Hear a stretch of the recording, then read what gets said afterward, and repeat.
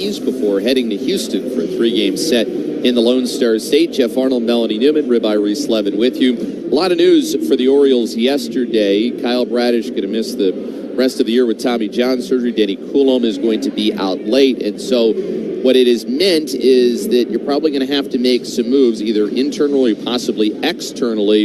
And in part 2 of his conversation with the media yesterday, Mike Elias addressed the trade deadline and making additions from outside the organization. I've got a sense of urgency to win baseball games, and part of that is just taking care of the whole organization. And, you know, the deadline's the deadline, even before we have injuries. I think it would have been pretty naive to think that the injury number would be 0. So, especially with some of these guys coming into camp banged up. So this isn't, you know, coming out of left field because of that. You know, we're looking at the whole picture when it comes to this trade deadline, where our team's at, what our health looks like, where we can upgrade, what the market looks like, which teams are selling, what are they asking for. It's so complicated. It's just kind of hard for me to make sweeping statements and opine about it, especially in June. But we have what I think is a really good, hard-working front office, and we're going to do our job. Do you feel confident that Westbrook can avoid the IL? Yes, as of now, yes. He's day-to-day. I don't think we'll see him in tonight's game. You know, he's feeling better. You mentioned that Bradish pitched through some pain for the team. Was it just in that last start, or had he been feeling it a couple times before then? The last start is, you know, really when things kind of came to an end. And I to clarify my statements a little better, you know, it's challenging to pitch with a partially torn UCL. It's not necessarily pain. It's just it's not easy to do. You have to build your arm back up a certain way. And he did all that because this guy wanted to pitch and he wanted to win baseball games for this team. And he did that as long as he could. You know, he's, like I said, he's a tough guy and he's a great player. I know you said you're very hopeful that Danny Coulombe can return by the end of the year. Are you able to put any sort of timeline on him? Is it months? Do you hope by the end of the regular season? What's the timeline for Danny Coulombe? I think September is what we're hoping for. You know, I can't control that stuff, but I think September would be a really responsible hope right now. Is there any more information you can provide on the surgery Tyler Wells had and what a timeline might look like for that? Well, he had the repair procedure, and again, if you guys want to get into the difference here, give me about 7 years to go to medical school, and I'll get back to you. But it's possible with that procedure that he has a shorter timeline of recovery. I don't want to commit to those expectations, but when you have that procedure, the range of windows of recovery can be a little earlier. Could start a little earlier. What's the latest on Jackson Holiday? Yeah, I don't have a huge update there, but the several days now since that happened, things have been moving in the right direction. He's feeling better, and I maintain my early hope and optimism that this is kind of a minor injury that's measured in weeks. It's been a tough, season for your rotation. So many injuries. How impressed have you been overall with your pitching staff being able to hold together and have one of the best ERAs in baseball despite all of these injuries? Extremely, and it's it's the pitchers themselves, it's the catchers, it's our defense, it's our pitching coaches, it's our advanced scouting, our analytics department, strength and conditioning. It's a whole organizational effort. It's very competitive in this league right now, and for our team with young pitchers and a lot of guys that are former waiver claims or called up, and it's this group's a really scrappy mentality and really strong competitors, and I believe even after these injuries that our pitching staff is a strength for this team on a relatively speaking. It doesn't mean that, especially with the attrition in pitchers, we'll be on the lookout for midseason help if we can find it and find it in the right way. How big could Cade Bovish be for you guys just down the stretch if he's able to build one off what he did last start and kind of show that he's ready for the big leagues? Yeah, we're excited to watch him. I think we got to remember, he's young. This is start number 3 in the majors. The bumps and bruises and adjustments are very likely ahead of him, and we understand that. But he's that game against the Braves. Now he's in Yankee Stadium. This is a pretty big stage for him, and I think he's a really good talent. He's got 6 pitches. He's got a real nice delivery. I think he's not done filling out physically. So we're just really excited, looking forward for him. But to your question, I mean, he and Suarez kind of being here and getting to this point. If neither of those guys had done that with the injuries we had, it would be even worse, those injury news. So they've been clutch this year, and I hope Cade continues to settle in. I know we've asked you before if you can pinpoint why these injuries are happening, but that's now 18 Tommy John since Gerrit Cole went on the IL. Have you guys started to look at how to prevent more of those? We've started to look at it. There is a national conversation right now, I think, in baseball about what you're saying. I think it's healthy that there are so many people so concerned about this with different types of knowledge and different perspectives. And,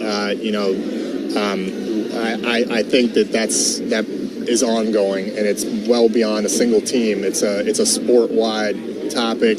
That is probably kind of a perfect storm of different factors contributing to it for it to be this bad. If we had the answer or even a shred of the answer, probably wouldn't be sitting here announcing another Tommy John. So I hope we can all figure it out. Orioles Executive Vice President and General Manager Mike Elias. Stay tuned. The Manager's Show is next with Brandon Hyde on the Orioles Radio Network. Berenberg Eye Associates is now offering dropless cataract surgery. With this procedure, you can forget about the need for eye drops in the days and weeks following your surgery. Drops can sting, be expensive, and may not be fully covered by your insurance. We have 5 convenient locations serving the greater Baltimore area for 100 years. To schedule a cataract evaluation, call 443-530-3500. That's 443-530-3500, or visit our website at berenbergeye.com. Berenberg Eye Associates, vision for life. Baltimore. It's where hope meets determination. It's where we learn to be resilient and compassionate, to speak up and to stand out. Now, it's our time and our place to create a better future for ourselves and our community, to give back to Baltimore, because together there is no impossible. We are U-Balt.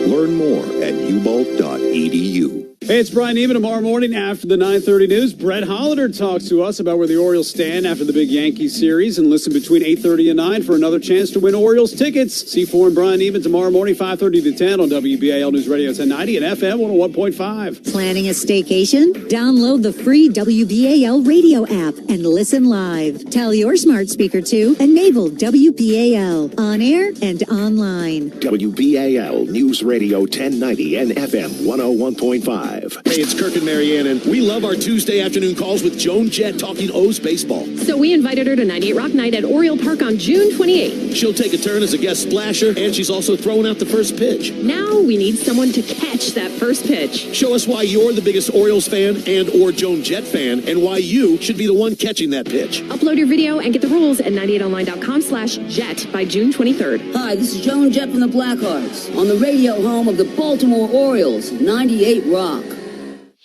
Whether it's your first time betting or you've been gambling for years, have a plan and know the game. Be aware of the rules and odds before you gamble. Set a budget and never gamble with money you can't afford to lose. Take a break and consider teaming up with trusted friends to help you stick to your budget. Remember, if you or a loved one has a gambling problem, call 1-800-GAMBLER 24/7 or go to helpmygamblingproblem.org for free confidential services. Hey, Orioles fans, just like your team relies on solid fundamentals on the field, you need the right foundation for your feet. And that's where the Good Feet store comes in. Their team of trained arch support specialists will find a personalized solution for you to get out of pain and back to doing what you love. Don't let foot, knee, back, or hip pain keep you from coming to the yard. Swing in to comfort today by visiting goodfeet.com to find a store near you and book your appointment today. I'm Valerie Preactor. Tomorrow morning, I'll recap today's game with C4 and Brian Neiman on WBAL News Radio. Time to hear from the manager of the Orioles, Brandon Hyde. This is the Orioles Radio Network. The Manager's Show with Brandon Hyde is brought to you by Visit Sarasota. It's final game of the series between the Orioles and Yankees. Some day baseball in the Bronx. Jeff Arnold with the skipper, Brandon Hyde. Let's face it, there was a lot to unpack yesterday, a lot that was going on yesterday. When you kind of think back today to last night's win, how meaningful was that victory last night? Yeah, no, it was one of those where things were going well for us, and all of a sudden things weren't. And just really proud of how our guys continued to. After you give up a run there in the ninth inning, you have to go to extra innings. All of a sudden, Clay Holmes on the mound. You're on the road. That's not an easy situation. And for us to score a couple runs there in the 10th inning, that would have, Said gave us a huge lift with getting that hit. And we did a lot of really good things yesterday, and so we're really happy after that game. You talk about doing a lot of really good little things. We saw it in extra innings. I want to point to Anthony Santander, though, with the base running read he had on the ball that was into center field that allowed him to score, and then the diving catch to. Those couple of moments in the 10th inning yesterday remind you this is a lot more than just a guy who hits home runs? 100%. He's playing really well in all facets right now, and the defense he's played this year has been fantastic. He's a good base runner, not the fastest base runner, but he's a good base runner. It matters to him. You saw that last night, and he's a winning baseball player, and he if he's not contributing offensively, he does find a way in other ways, and that's what good players do. And he made those couple plays he made last night on the bases and in defense help us win the game. The Orioles manager Brandon Hyde, Jordan Westbrook back in the lineup today. How's he feeling? Feels better. He did a lot of tests with him this morning. Hitting the cage, came out, ran a little bit, and he feels like he's good enough to play, so he's out there. He's going to be facing off against Luis Hill, probably one of the candidates that could start the All-Star game this year, leader in the clubhouse, you'd imagine, for Rookie of the Year. You guys have faced him twice. He's been tough against you guys. He's been tough against the entire league. What's the toughest thing about Luis Hill? Well, it's the velocity. The velocity is 98 to 100. It's a good changeup too. So you're going to probably see a lot of changeups against our left-handed hitters. The slider's been good at times. He hasn't had many clunkers on the mound so far this year. He's pitched well in almost every single start. When he has had trouble, there's been some walks and some command issues. So hopefully we can take those borderline and off pitches and get him in some counts and maybe draw a few walks today. Both bullpens were used quite a bit last night. Is the plan today a 7 scoreless from Cole Irvin? That would be fantastic. I go into that every night, hoping for that, but on a day like today where we pretty much used everybody yesterday, that would be nice. Last one for me. You may not know this, but today is Brett Hollander's 40th birthday party, and as a little birthday gift to him, do you have any advice for Brett Hollander as he turns the chapter into his life and goes into his 40s? Wow. My only advice is that I just turned 50, and how I feel between 40 and 50 is a massive difference. So enjoy your 40s as well as you possibly can. So you guys are going out big in Houston tonight? Is that what you're doing? Oh, absolutely. Yeah. It's good. That's a good town to do that in, and I'm going to take a rain check, but I'll see you guys, see how you guys feel in the morning. Well, let's hope we don't find your room and he charges anything to it, but good luck today with last game. Thank you. I appreciate it. It's Orioles manager Brandon Hyde. More of the pregame show is coming up on the Orioles Radio Network. Hey, check this out. The Maryland Department of Transportation is now hiring. MDOT is a place to serve your community. Find work-life balance, learn new skills, and meet great people. MDOT is a place to earn your degree, build your career, and receive great benefits. If you're looking for a place where you can make a difference, MDOT has a career for you. Learn more at mdot.maryland.gov and click on careers. MDOT, taking you places. The votes were all counted, and the results are official. Royal Farms was named #1 for food in the USA Today 10 Best poll, receiving more votes than any other convenience store chain in America. The next time you want to get some good food fast, doesn't it make sense to go to Royal Farms? Voted best in the USA and home of world-famous chicken. Real fresh, real fast, Royal Farms. With a AAA Plus membership, you'll get the gold standard in emergency roadside assistance. When the unexpected happens on the road, AAA will be there. Experience the peace of mind on the plus side. Join today at AAA.com/plus side. AAA, proud partner of the Baltimore Orioles. Free. Who doesn't love free? With Milo's Rewards, you get the member-only treatment that's actually worth it. Enjoy free member gifts you'll love. And once you reach Silver Key status, you can get free standard shipping. Because Lowe's knows nothing feels better than free. Learn more about our new loyalty program at Lowe's.com/Milo's Rewards today. Program subject to terms and conditions. See Lowe's.com/terms for details. Member gifts may be subject to additional terms and restrictions. See Lowe's.com/shipping terms for details. Subject to change. Friday on Kirk and Marianne at 2. What's the dumbest thing you did during a storm? And you better not say fly a kite with a key on it. Also, this crazy dating hack that actually works at 4, and Inside Out 2 tickets at 5. Kirk and Marianne, 2 to 7 on 98 Rock.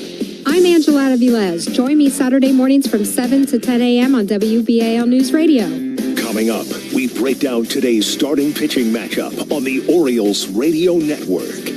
Welcome back to the Orioles Radio Network. We're getting you ready for the series finale, a rubber match between the Orioles and the Yankees after the Orioles taking a huge 10th inning win last night over New York. Coming out even in those extra inning games now, 4-4 overall. As we take a look ahead at the matchup for today, it's the lefty Cole Irvin taking on one of the surprise best pitchers for the Yankees in Luis Gil. Now for Gil, he comes in overall with a 9-1 record, a 2.03 ERA. Just about everything has been working for him since he has come back off of shoulder surgery. The one thing to pay attention to is he typically doesn't work past 6 innings, and this Yankees bullpen is taxed. So if the Orioles can get to him here today, it would be huge. Only a few guys have had success against him. No one in the Orioles lineup with more than 1 hit off of him. On the other side of things, they will turn the ball over to the lefty Cole Irvin. For Irvin, he is 6-6 lifetime against the American League East, a 4.28 ERA, an 8.31, however, against New York. He is lifetime 0-2, so he'll be looking for his first Yankees win this afternoon. And when you look at it overall, he has a 1.47 ERA during the day, so really, really good numbers there. We'll see if Cole can have a bounce back after giving up 3 runs his last time out through 5 2/3 against the Atlanta Braves. We are getting closer and closer to first pitch here in the Bronx. Orioles and Yankees is right around the corner. Orioles Radio Network. Hey-o fans! You have an opportunity. You can make a difference. Catholic Charities has a variety of job openings with excellent benefits, career growth, and flexible schedules. Join our team and our movement to love. To learn more, visit cc-md.org. Have you ever imagined how it feels to smash a home run ball onto Utah Street? You should sign up for Community Solar. It feels just as good. Well, almost. This nationally recognized and trusted state program can help qualifying low and moderate income households cut electric bills by more than 20% while helping our environment. And that feels great. The Maryland Energy Administration invites you to learn more at energy.maryland.gov. That's energy.maryland.gov. Thank you. 2024 Navy football season tickets and single game tickets are on sale now. Don't miss the Navy midshipmen in action this fall. Purchase your tickets today at NavySports.com. NavySports.com. The jet flyovers, parachute teams, and brigade march-ons display the pageantry of Navy football. Don't miss all the exciting action in historic Annapolis. Get your tickets today at NavySports.com. Chase the pennant in 2024 with the Orioles and Superbook Sports. Baltimore aims to go back-to-back in the AL East. Place your bets now with the official betting partner of the Baltimore Orioles. And now if you sign up, wager and deposit on the Superbook Sports app or Superbook.com today, you can earn a $250 bonus. So win some dough on the O's this season with the Orioles and Superbook Sports. Visit Superbook.com for terms and conditions. Gambling problem? Call 1-800-GAMBLER. The Honda you want is here. Now's the perfect time to drive in the moment with the rugged and capable Ridgeline, Passport, and Pilot. Find your adventure with great offers now available on the Honda you want. And when you're driving a Honda, you're driving the brand named Kelly Blue Book's KBB.com Best Value Brand for 2023. Contact your local Baltimore area Honda dealer for a great deal today. See dealer for financing details based on 2023 brand image awards from Kelly Blue Book. Visit kbb.com for more information. Have you been on the fence about moving in today's competitive real estate market but unsure whether to sell or buy first? The Lee Tessier team Sell Now, Move Later program is perfect for those looking to maximize their home's value without the rush. They'll buy your home, letting you tap into your equity and skip the usual hassles. You can enjoy the freedom to find your dream home while continuing to live on your current one. Plus, their team will assist with a seamless move on your schedule. It's really that easy. Call the Lee Tessier team today at 410-638-9555 and start packing. Their half later, half never sale is back at New Look Home Design. Pay half later and the other half never. Finance that new roof with zero money down, zero payments, and zero interest for a full 12 months. 800-279-5300, newlookhomedesign.com. The Orioles Radio Network is on the air. Today's game is brought to you by Affordable Dentures and Implants, Maryland Energy Administration, Baltimore Area Toyota Dealers, HydroClean Home Cleaning Services, PVI Office Furniture, Lee Tessier Real Estate, Chesapeake Telemedicine, Ground Loop Heating and Air Conditioning, Johns Hopkins Medicine, Jones Junction, Baltimore Area Honda Dealers, Jiffy Lube, Catholic Charities, The Murray Group, backhanded by Reese to second for one, relay to first, make that two on double play. MedStar Health, PNC Bank, Royal Farms, Uncle Charlie's Sausage, Maryland Lottery. A bright idea. Sign of the game's first pitch is belted. Deep center field. Going back is Jose Siri. He is out of room. First pitch. Leadoff homer for Gunnar Henderson. How about you, Gunnar? This is the Orioles Radio Network. Let's pause 10 seconds for station identification on the Orioles Radio Network. WBAL, WIYY HD2 Baltimore. This is WBAL News Radio 1090 and FM 101.5. A starting pitching matchup of today's game brought to you by the Lee Tessier team of eXp Realty, where every real estate deal is a home run. Mel, in the last segment, went through a little bit about both of these pitchers and a couple other notes about Luis Gil. 26-year-old right-hander. He's had tremendous amount of success against the Orioles in his career, as he has faced them twice and thrown 12 1/3 combined innings of scoreless baseball, 6 hits allowed, and he's only walked 2. The walks have been a big issue in Gil's career, as Luis Gil enters this start today with a 9-1 record and a 203 earned run average. Meantime, the Orioles have left-hander Cole Irvin making the start. He is looking for a good outing against the Yankees, team that has given him problems in the past. And New York, a lineup today that does include Aaron Judge, who is going to be manning center field. Judge was hit on the hand in the first game of the series and did not play yesterday. Let's take a look at the umpires for the game this afternoon. It'll be Gabe Morales making the calls at third. The second base umpire and crew chief is Brian Knight. Charlie Ramos is the first base umpire, and calling balls and strikes and cleaning home plate, it is Ryan Additon. You can remember to call HydroClean for carpet and rug, tile, air duct, hardwood floor cleaning, anything you can think of. HydroClean. It's good to have friends in the cleaning business. So it's the Orioles and the Yankees today from the stadium. It's a day where it feels a little bit muggy outside. Wind is blowing, but still sun is out and some stray clouds overhead of the light blue sky. We're going to have the rest of the starting lineups in first pitch when we come back. Rubber match of this 3-game series between the Orioles and the Yankees. It's a big one, and it's yours next on the Orioles Radio Network. Ever wish your business had more fuel power? You know, a little something that just might help boost productivity. Well, United Concordia Dental delivers the fuel you need. Yep, it's dental insurance. Not completing high school is more of a social thing than it was an academic thing. Even though all these years have passed, I still had that longing to have my diploma. At age 30, Carissa finished her high school diploma. If you're even considering getting your high school diploma, you can do it. No one gets a diploma alone. If you're thinking of finishing your high school diploma, you have help. Find free adult education classes near you at finishyourdiploma.org. That's finishyourdiploma.org. Brought to you by the Dollar General Literacy Foundation and the Ad Council. Not completing high school is more of a social thing than it was an academic thing. Even though all these years have passed, I still had that longing to have my diploma. At age 30, Carissa finished her high school diploma. If you're even considering getting your high school diploma, you can do it. No one gets a diploma alone. If you're thinking of finishing your high school diploma, you have help. Find free adult education classes near you at finishyourdiploma.org. That's finishyourdiploma.org. Brought to you by the Dollar General Literacy Foundation and the Ad Council.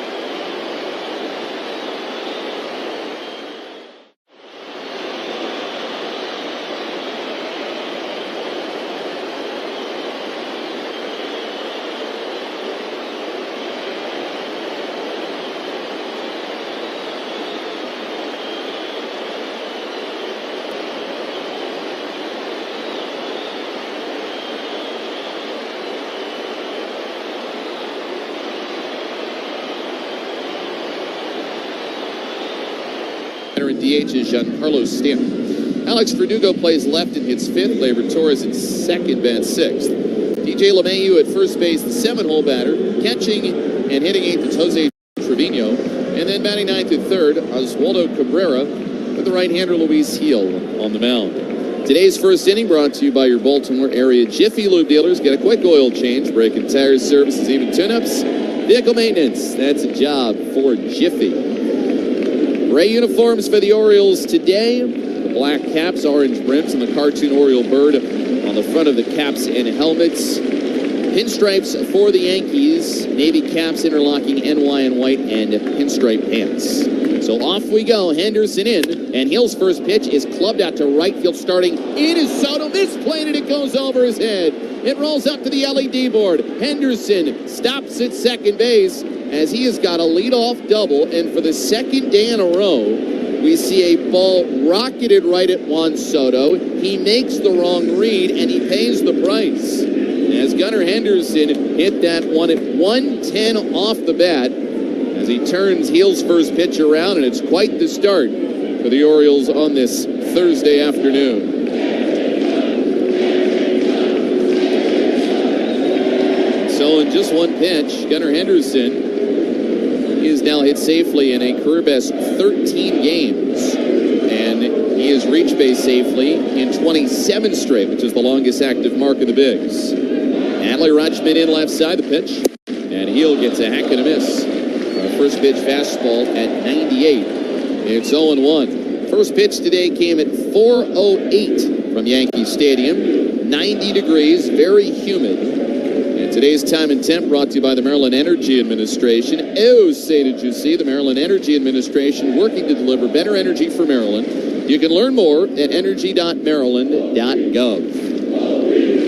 0-1 the count as the Bleacher Creatures chant. The 0-1 pitch grounded out to first base. A big hop for LeMahieu. Solos to the bag for the force out, but Henderson advances 90 feet over to third base. No score, but a possible first run.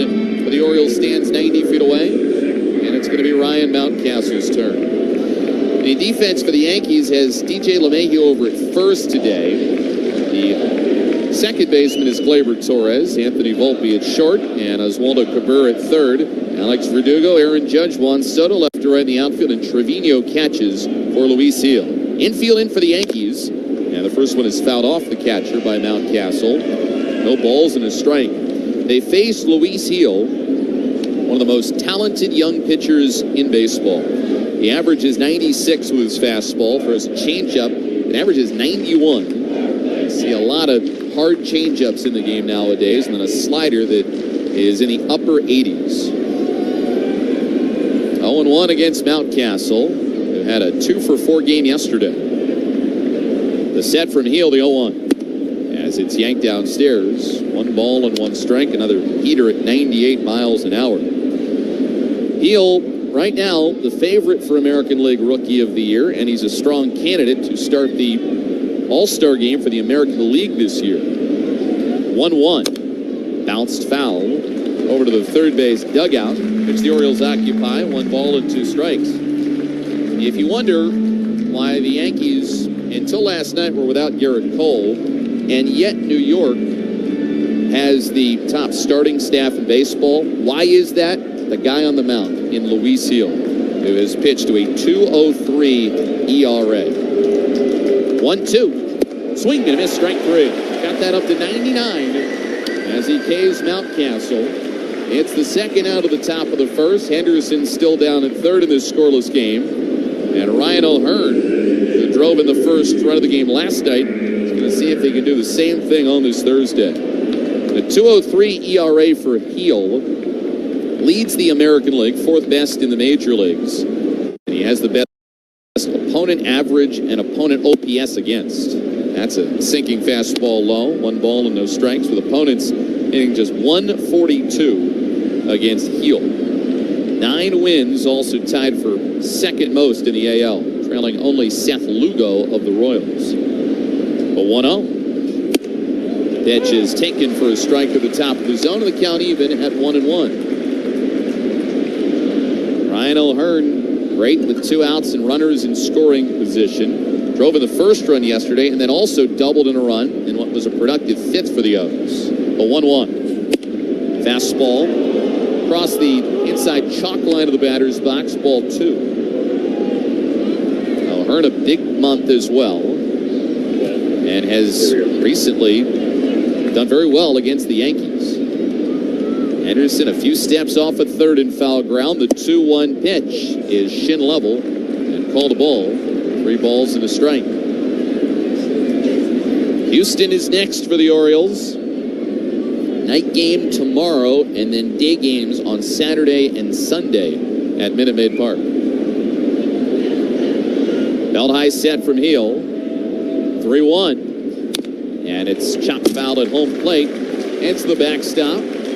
Backstop that has a microphone evidently right behind it. Full count now.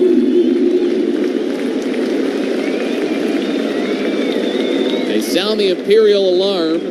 Yankees fans cheering. The ballpark not quite full yet, but the previous 2 days, capacity crowds.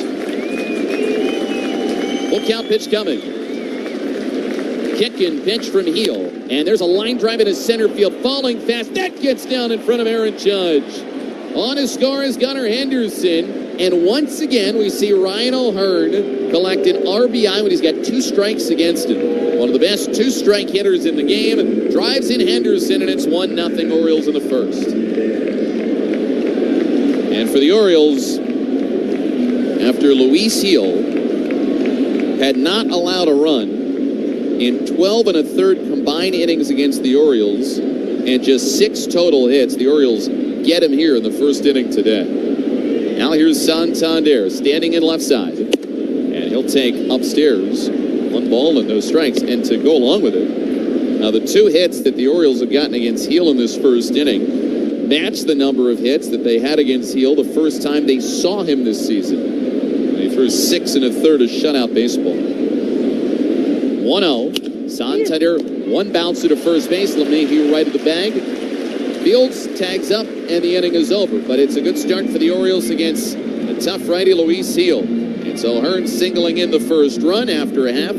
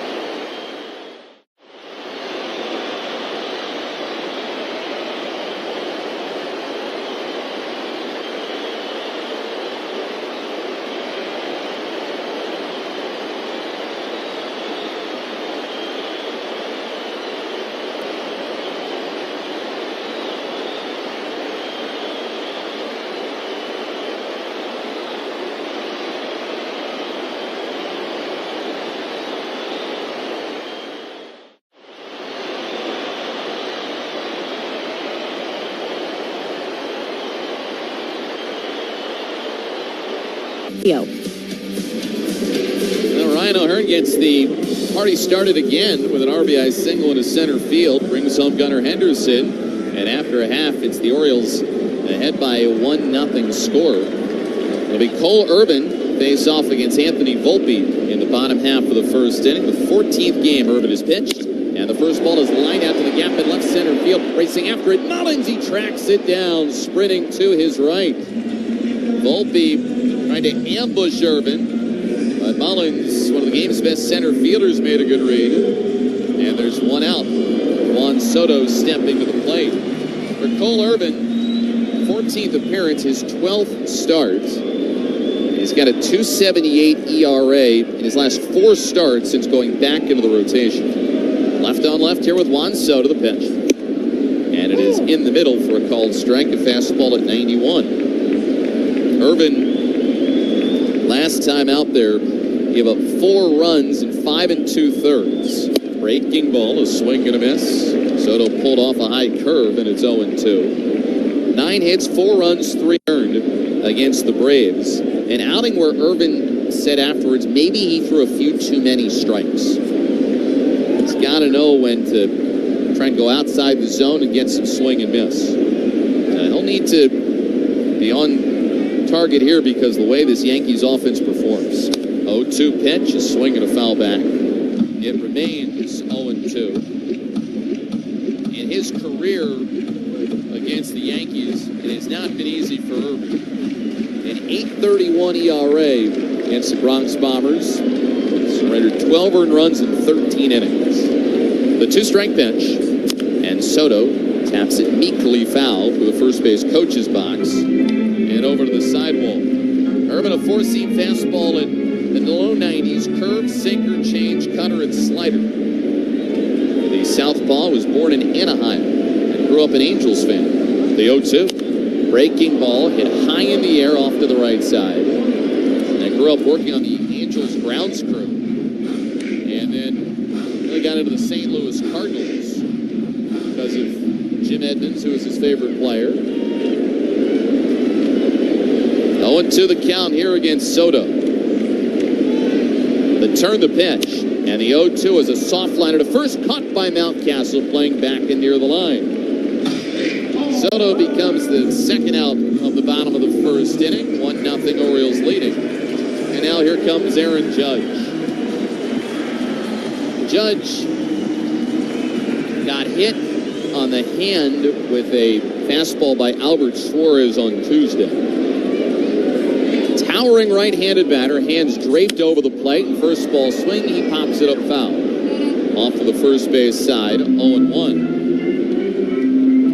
Judge, who only missed yesterday, got hit in the hand, and then came back out, played defense, but after that would depart for Trent Grisham. The 0-1 is low.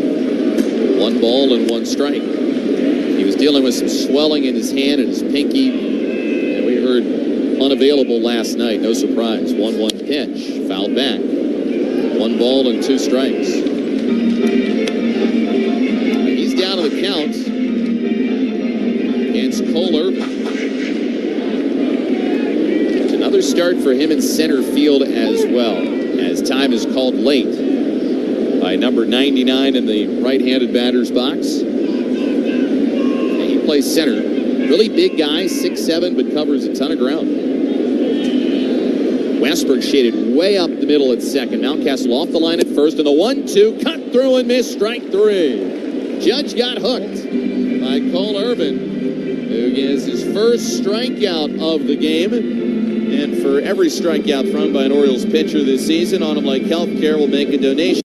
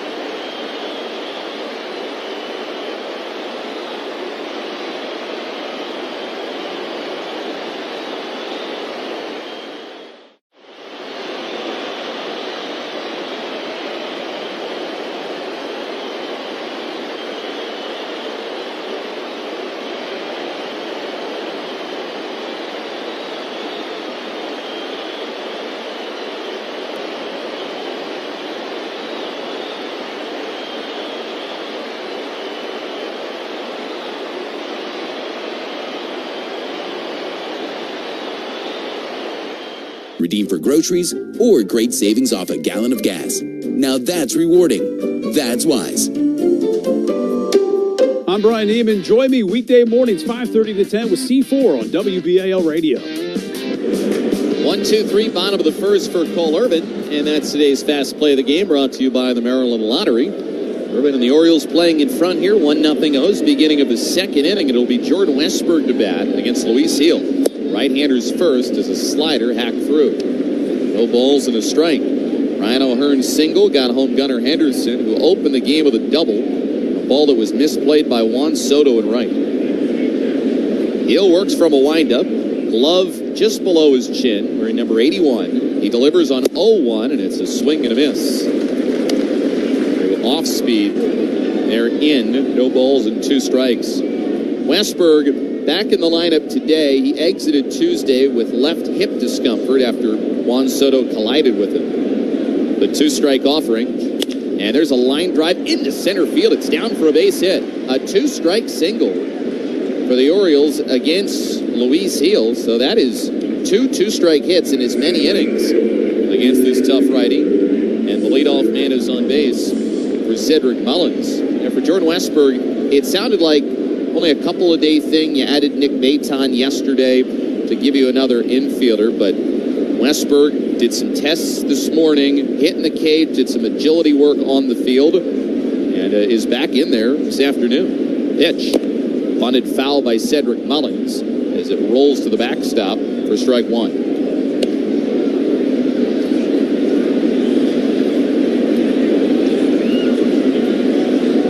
0-1 the count against Mullins. He was big in the Orioles' win yesterday. Drove in the go-ahead run and then stole third base, throwing into left field, and then he scored another one, which would prove to be big in the Orioles' 1-run win. Long hold, spin and throw to first base. Westberg is back in the dive. Mullins, batting average now at 193.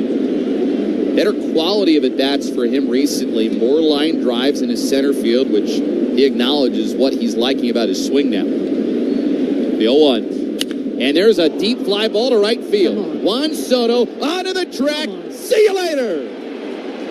Cedric Mullins goes deep, a few rows beyond the right field wall, as Mullins matches one out against Luis Hill, and the Orioles have a 3-0 lead on the 7th home run of the year for Cedric Mullins. Now Mullins takes Hill deep, and that's your Baltimore area Honda dealer's long drive of the game. You can drive into your local Honda dealer today. That has got to feel good for Cedric Mullins. A little bit more carryover after the good performance yesterday. Now it's going to bring Austin Hayes up to the plate. Hayes right on right here with Hill. The pitch home. And there's a tapper up the third base line, charging as Cabrera in front of the third base bag, throws to first. And retires Hayes for the first out of the second inning. 3-0 Orioles leading.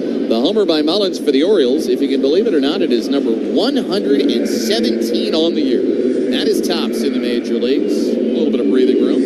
And the home run count brought to you by Ground Loop Geothermal. This season, not all the magic is on the field. It's time to let the ground you walk on heat and cool your home or business. There's Urias hitting right on right, and he'll take a strike at the knees. It's 0-1. Now Luis Hill has allowed 3 runs already on 4 hits. The 0-1. High. The fastball, middle of the plate, but head level. 1 ball and 1 strike. And the most number of runs that Hill has allowed in an outing this year is 5. That was back on April 26th against Milwaukee. 1-1 coming to Urias. And he'll take down for ball 2. He did give up 3 runs 2 outings ago against the Dodgers, but outside of the 1 clunker against the Brewers, he has given up 3 runs or less in every outing, as that pitch is low, and it's 3 balls and a strike. Not a guy that teams have been able to get to, but the Orioles, some early support for Cole Irvin. 3-1 the count now. The pitch to Ramon is just low for ball 4. And it's a 5-pitch walk for Ramon Arias. We'll head down to first base. Is that walk brought to you by the Good Feet Store? Get out of pain and back to doing what you love at the Good Feet Store. Go to goodfeet.com to find a store near you and book your appointment today. So immediately we're back to the top of the order. 2-run homer by Mullins after Westberg opened the inning with a single. And then Arias just walked. Pitch home. Henderson takes through the heart for a called strike 1.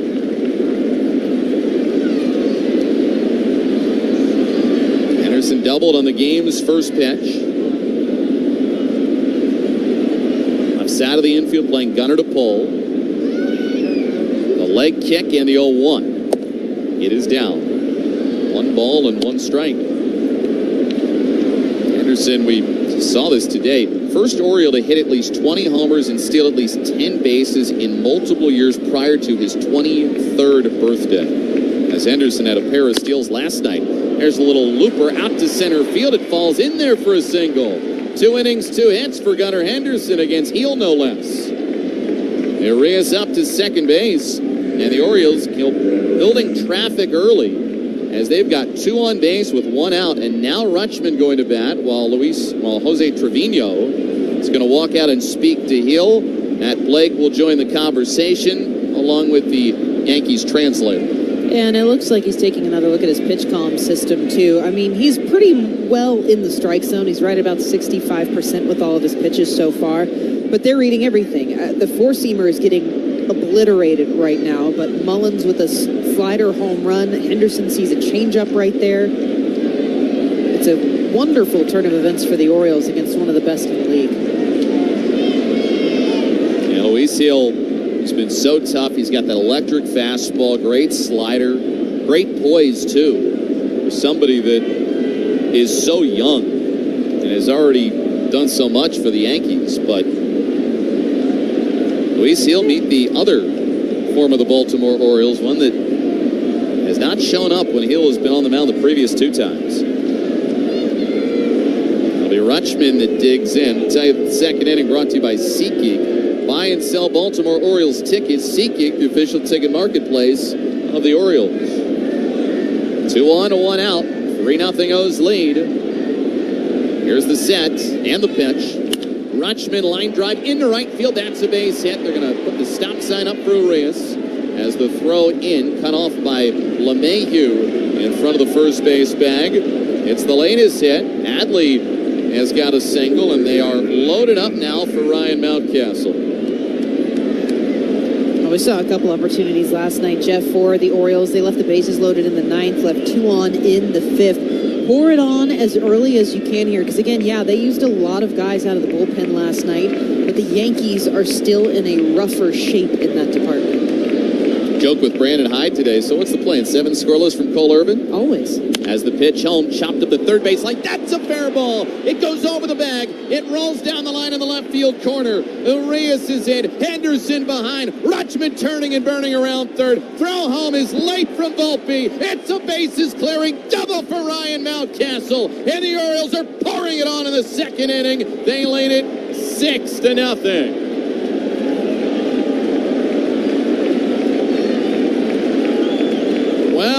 Well.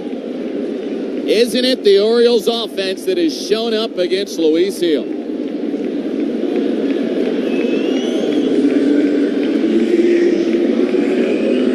mean, look at Ryan Mountcastle said it. A couple other guys have said it. He's a Florida boy. He likes when it gets warm. Hottest game you've had.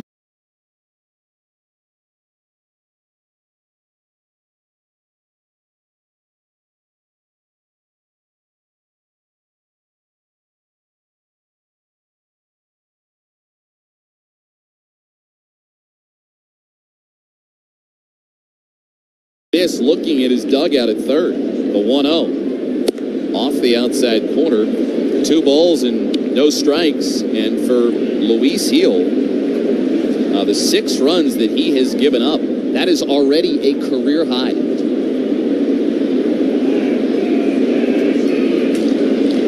There's the 2-0. O'Hearn swings and misses at a changeup down and away, 2-1. Now, we know that Heel is not the Yankees' ace, that's Gerrit Cole, but you could argue that in this interim period without Cole, he has been their ace. So, Jeff, I want to see Orioles numbers on getaway days against aces, because remember what they did the finale with Philly. 2-1 pitch is high and outside for ball 3. You speak of Zach Wheeler and his 8 runs surrendered in 4 1/3 innings with 4 home runs allowed. The worst start of Zach Wheeler's career. 3-1, still 1 out. 6-0 O's in the second inning. The 3-1. Fastball, called a strike. Bit of a wide one there to O'Hearn. And so he'll hit the same count that he did in the last inning. As it was O'Hearn again. Got the offense started with his RBI base hit. 5 hits in this inning for the Orioles off of Heel. Check is second. 3-2. Low for ball 4. And now it's going to be Anthony Santander, the last of the 9 Orioles to hit. He will bat with 1 out and 2 on. And the Orioles, who already lead it 6-0, trying to land an early TKO against Louisville. Mentioned this earlier. Heel doesn't usually stretch past the 6th inning of a game. He's already at 37 pitches, Jeff, and his max is high 90s. 37 pitches. Some of it has been that the Orioles have gotten some good pitches to hit early on, and they have pounced. So when you think that he's thrown 22 pitches in this inning, it could be a lot worse. That offering is high to Santander for ball 1. Now the Orioles trying to win this game, and if they do, a couple of things would happen. Number 1, they would get within a half game of the Yankees for first inside the division. The second thing that would happen is the Orioles would run their string of unbeaten division series to 22. And Heel is having a problem with his PitchCom unit. Second base umpire Brian Knight walks over towards Heel, who sticks it back inside his Navy cap. Santander digs back into the left-handed batter's box. 6-0 Orioles, 1-0 with 1 out in the second inning, where the Orioles have scored 5. 1-0. Santander takes middle of the plate and over his head. 2 balls and no strikes. And no team since the divisional era started, that was in 1969, has gone 22 straight series against division opponents. But the Orioles, maybe they're going to be the first. 2-0 pitch, down and in. Santander jumps away from a sinking fastball for ball 3. And they should be. The Yankees have the worst intra-division mark. They are 10-11 in their 21 games played against the American League East. That's a huge picture when you think about who else they've played. The only other team inside the division that has a winning intra-division record is the Red Sox. And they're only 1 over 500. 3-0 pitch, clubbed out to right field. Soto comes in, knocks the ball down, but it's a base hit.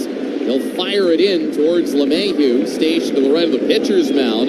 Santander has got a base hit, and the Orioles have loaded them again with 1 out in the inning in what has been an impressive, and that might be putting it mildly, impressive display of offense against Louisville. I mean, if you weren't awake yet, good morning, good afternoon, and good night. They're trying to put him to rest already. I mean, they're batting around in the second. That is not what you would have thought would have happened. We said he's already allowed career high in earned runs with 6, and Michael Tonkin warming up in a hurry in the Yankees pen. That almost hit Westbury. I don't know how it missed. 1 ball and no strikes. Yeah, right at his left hip, too. That is what they've been testing to make sure he's good to go today. That's not where you want that pitch.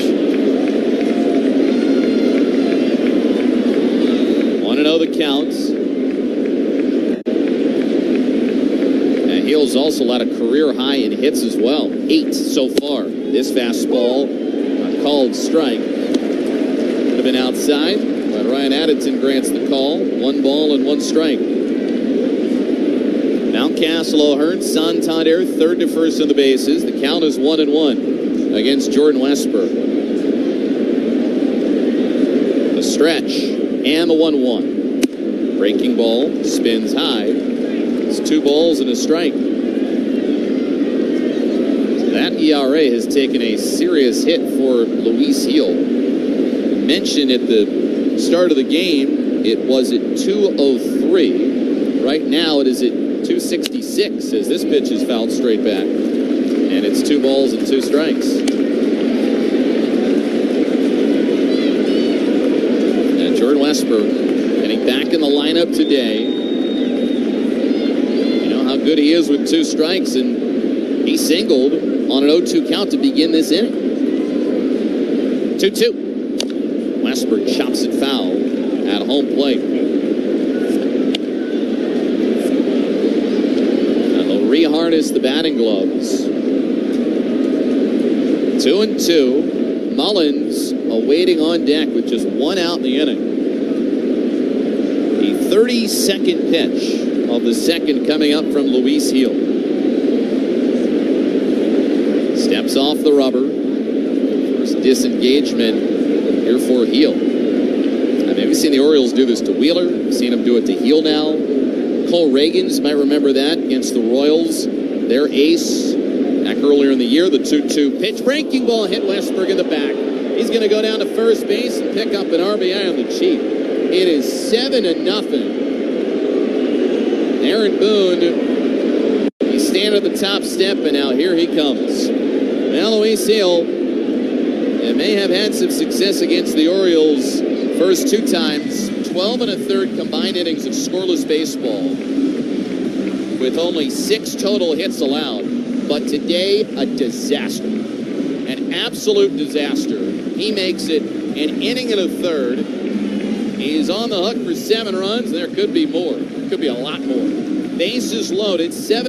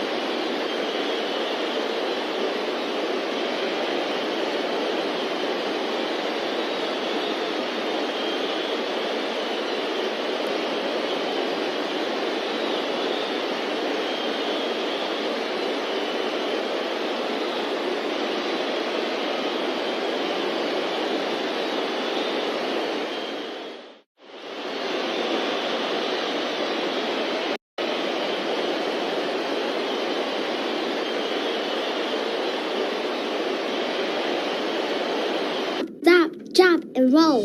And Gregory, who wants to be a scientist. Elements are super cool. To us, a child's dream is as precious as their health, and at the core of all we do. Johns Hopkins Children's Center. Forward for our children.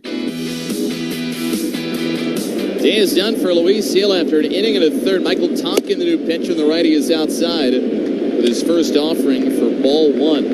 Luis Gil on the hook for 7 runs. That's a career high. 8 hits, a career high. And comes Tonkin, bases loaded. 1 out in the second as the 1-0 pitch is skied out to shallow right field. Into foul territory goes Gleyber Torres. He makes the catch for out number 2 of the inning. 7 straight batters had come up before the second out is recorded. In this inning, Westburg singled. Mullins hit a 2-run homer. You get a walk, a single, another single. Mountcastle a bases clearing double. And then the hit by pitch to Westberg. It's his 6 runs in this second inning. So 7-0 Orioles. Now it's Hayes to bat for the second time in as many innings against Tonkin. Here's a pitch, and it's off the inside corner. Tonkin for ball 1. Well, Tonkin has had a nice season for the Yankees. 1-0 homeward, and a swing and a miss. Breaking ball at the knees, 1 ball and 1 strike. It took him a little while to have some success. He began the year with the Mets and the Twins. 6 combined games, and none of them went all that well. But with the Yankees, this is his 18th appearance. The 1-1 pitch outside for ball 2, 2-1. With New York, a .77 ERA, 23 in the third innings, 13 hits allowed, 22 strikeouts, and 9 walks for Tonkin. A sidewinding 34-year-old from California. The next pitch is fouled upstairs and off to our right. 2-2 the count now against Austin Hayes.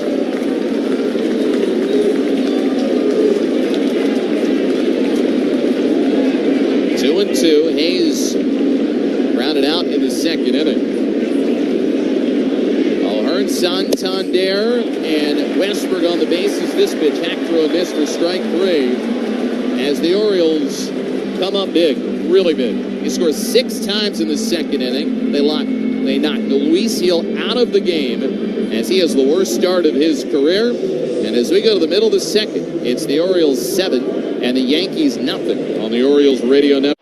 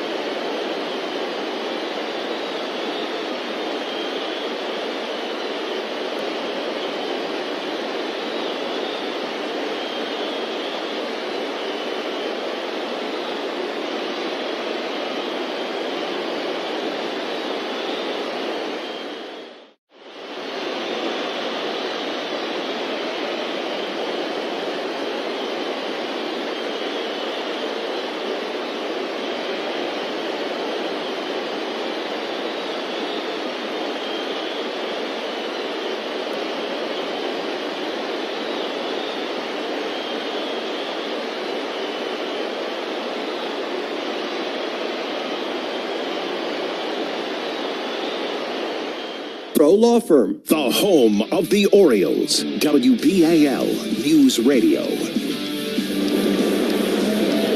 Might have taken the third try, but it's a charm for the Orioles. They get to Luis Gil, knock him out of the game in the second inning as the Orioles on front 7-0. Cole Irvin goes to work, and he delivers strike 1 over the inside corner to Giancarlo Stanton. For the Orioles, latest time they get to a team's best starter. If you're excluding Gerrit Cole, who debuted last night. That's outside. 1 ball and 1 strike.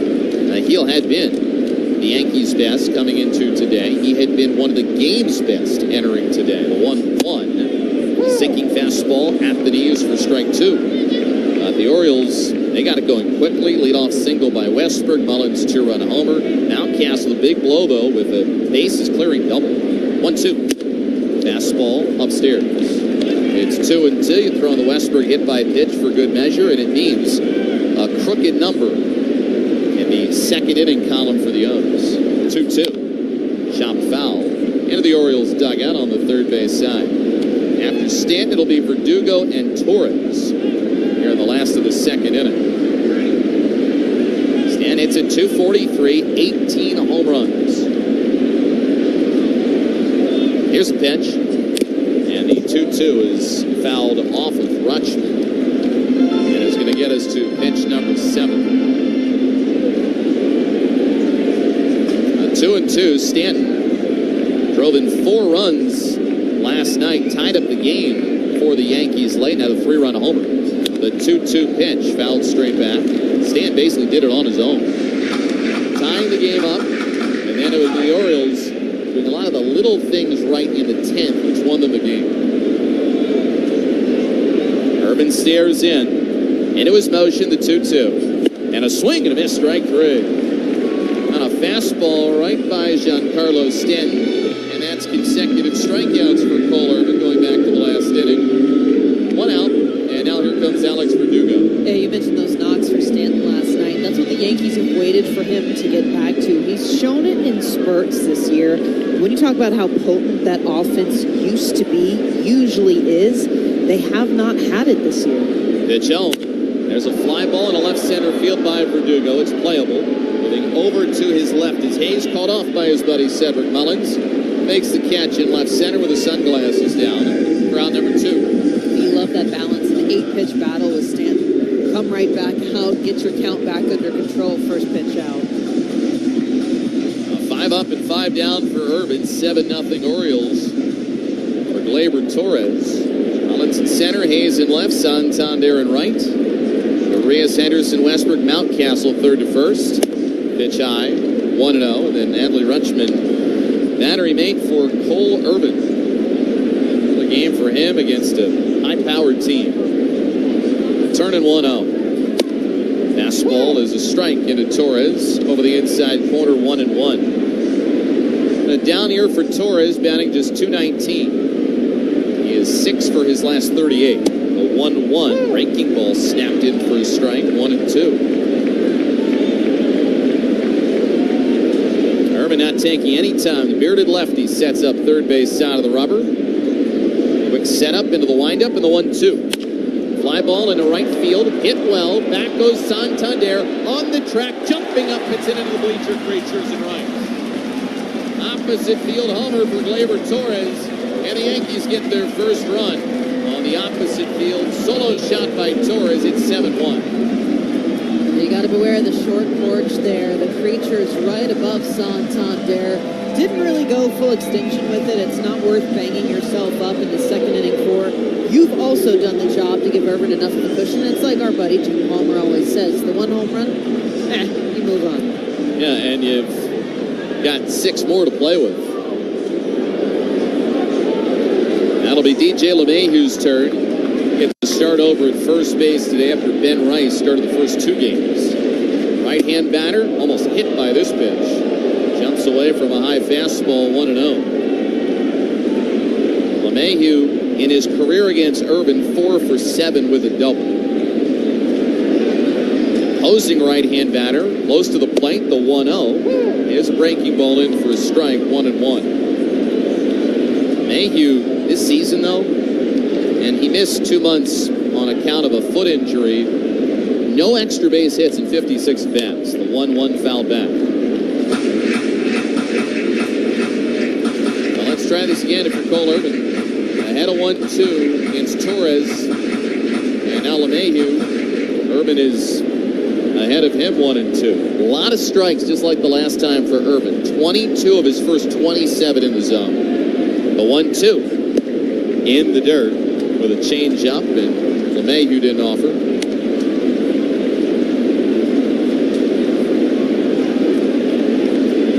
Well, and you mentioned it specifically with that fastball location in when it comes to the strike zone. That's what Torres ultimately got after on that last pitch. Really the first mistake we've seen. 2-2 the count. 6 runners lead the pitch. Curveball clubbed down the left field line. It's hooking foul. And it'll land way back in the left field seats. That corner in the lower seating bowl. And Cole Irvin said it's been a problem throughout his career. Plenty of times he's thrown too many strikes. And he said that if he's at about 75% strikes, it's a little bit too much.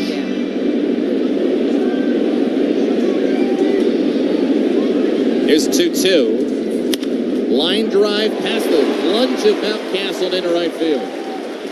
A 2-out single following the homer. And the inning remains open for Jose Trevino and the Yankees.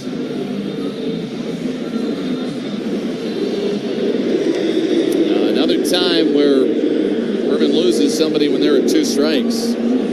Trevino is now going to bat.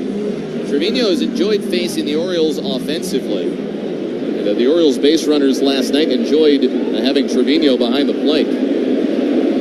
Stocky right-hand batter. Pitch here is low. Curveball missed. 1 ball and no strikes. The Orioles ran roughshod against Jose Trevino on the base paths, stealing against him 4 times yesterday.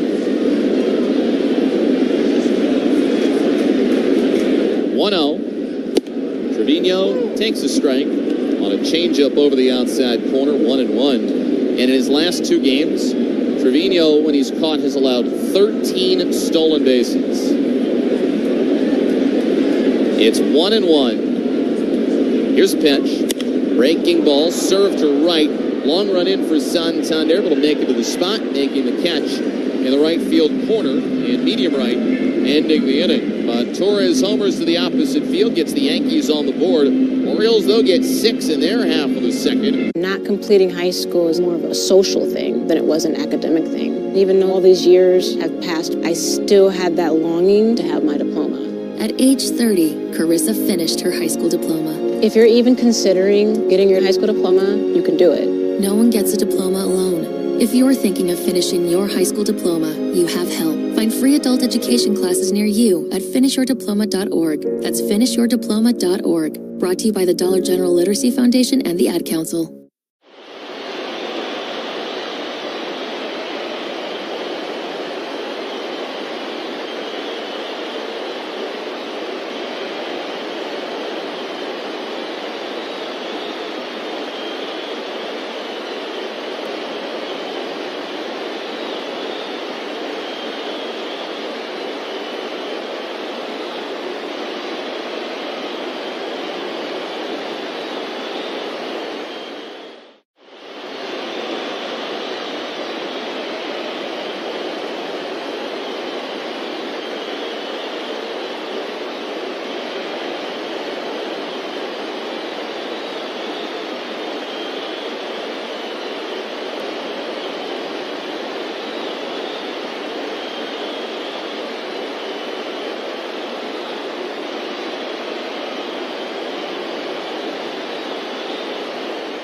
.org.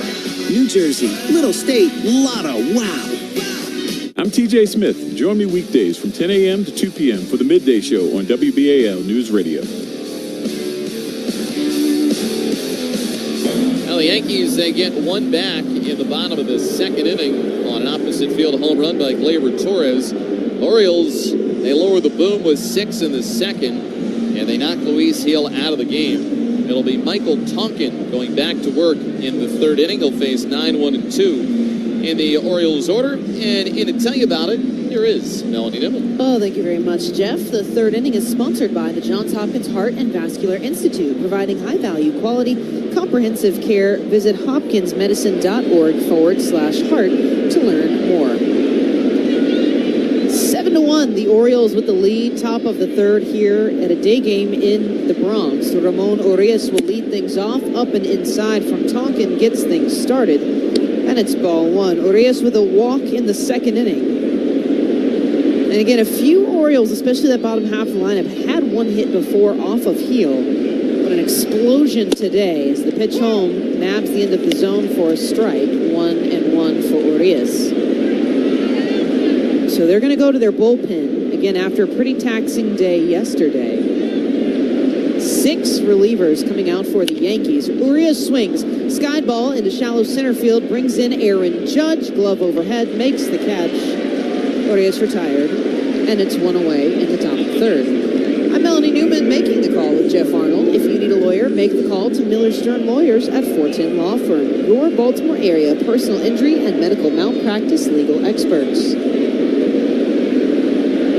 Orioles looking to have a happy flight to Texas, taking on the Houston Astros for 3 games. The first pitch to Gunnar Henderson, that's down low for ball 1. Now, Texas usually does a really good job at drawing crowds as well. The Orioles have had a high adrenaline week and a half now of baseball. 1-0, Henderson fouls it to the left. Ball and a strike. They had big crowds and big games with the Atlanta Braves. They had sellouts and big games with the Phillies. This is their first non-sellout they're playing in front of in 6 games, which is crazy. 1-1. Low and away, ball 2 for Henderson. But they've been thriving off of it. It's a young group. They love the energy. They love the animosity. He said energy is energy, and whether it's for us or against us, we just hear the energy. 2-1 pitch, and that's right on the black. 2-2 for Henderson.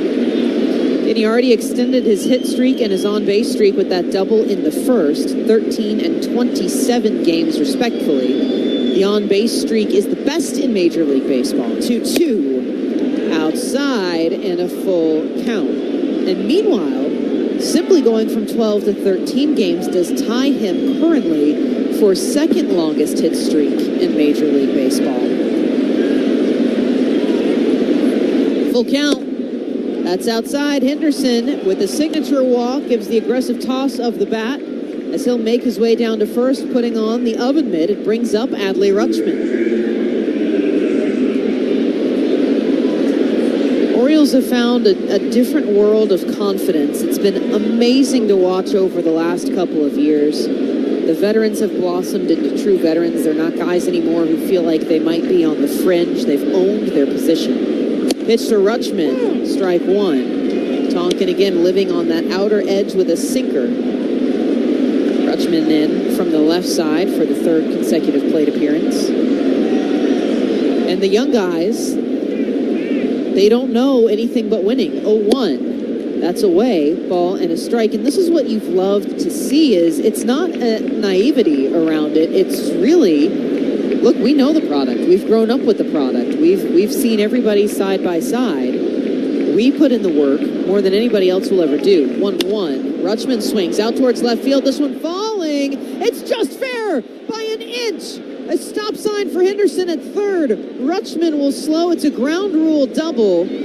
So Henderson, therefore, cannot advance past third base. But it's runners at second and third for the Orioles with only 1 out here in the 3rd inning. It's when you hate there to be a ground rule double in a spot like that. You send the runner, and Rutschman with a great piece of hitting. Just going with the pitch to the opposite field. So it'll be Rutschman at second, Henderson at third for Ryan Mountcastle.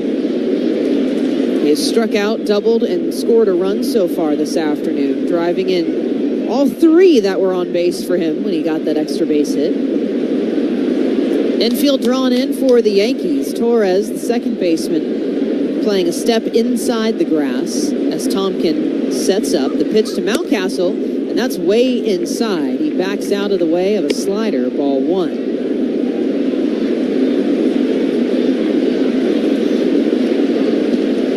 Mountcastle with 36 RBI.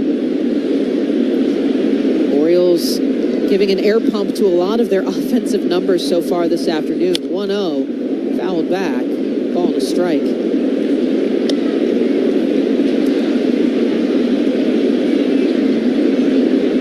Third percentile of bat speed for Ryan Mountcastle. Half the balls he makes contact with are hard hit. 1-1. Outside, ball 2. And it's becoming pretty evident, Mel, as you talk about how this is a group that some young players, but so many understand the importance of winning. And a lot of young guys that are still trying to show how good they are. 2-1. Fouled out to the right side, 2-2. And what we're seeing in this 3rd inning kind of falls in line with what we've seen from the Orioles before when they grab big leads early. They go into the next inning, they're still not giving any at-bats away. No, there's no such thing as taking your foot off the gas. If you want that proof, watch the way Gunnar runs. 2-2 pitch, that's outside. Full count for Ryan Mountcastle. It's been funny listening to a coaching staff that not only has extremely coachable players, top to bottom, but trying to get guys to ease up just a little bit in their own style. Payoff.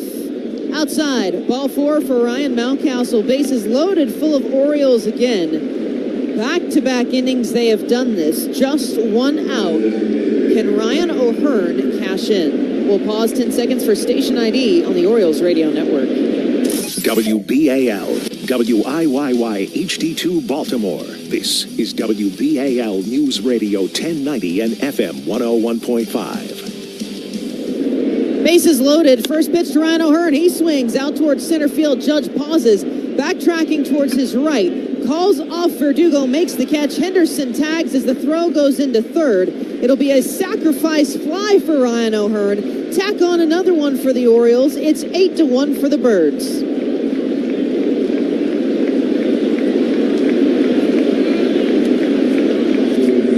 We just mentioned it moments ago. They're not going to slow down, especially with an interdivision opponent. So it'll still stay Rutschman at second, Mountcastle at first, with 2 outs for Anthony Santander.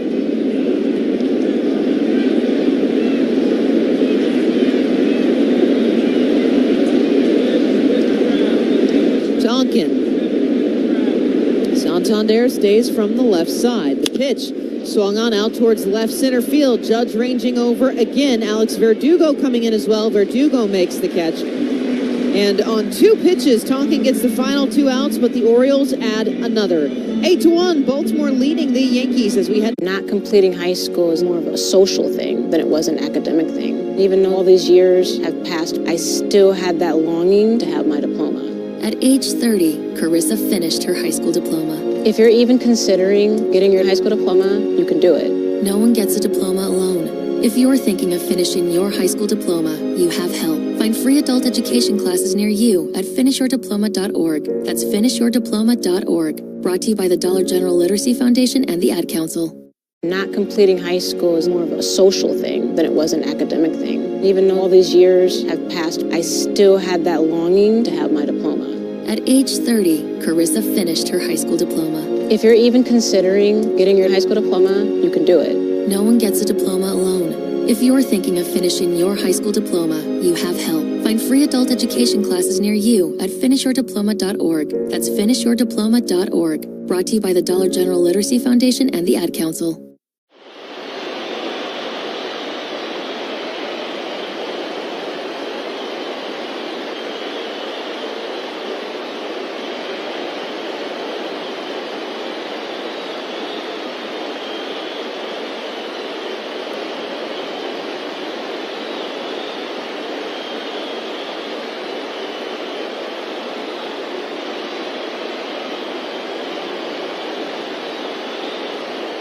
An appointment. Jiffy Lube. Get more in a jiffy.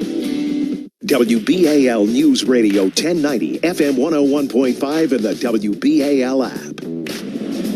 Hey, Birdland, watch the O's take on the Cleveland Guardians from Monday, June 24th through Wednesday, June 26th. Join us for another exciting week of the yard.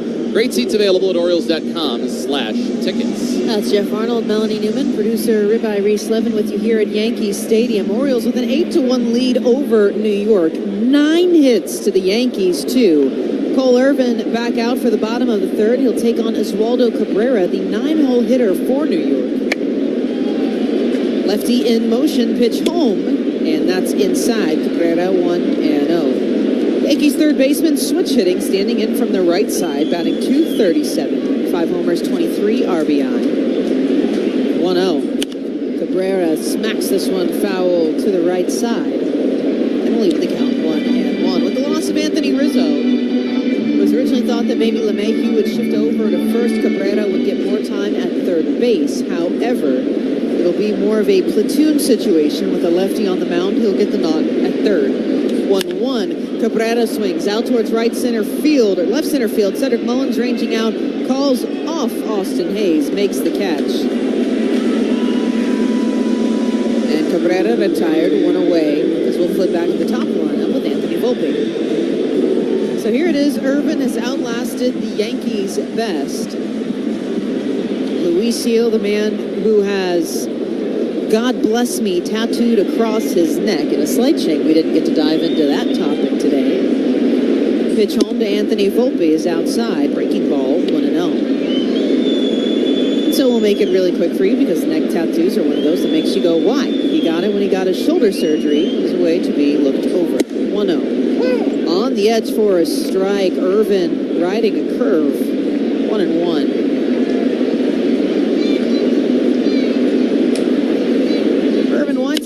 delivers. Volpe swings out towards left field. Austin Hayes ranging out, circles to his left, makes the catch on the run.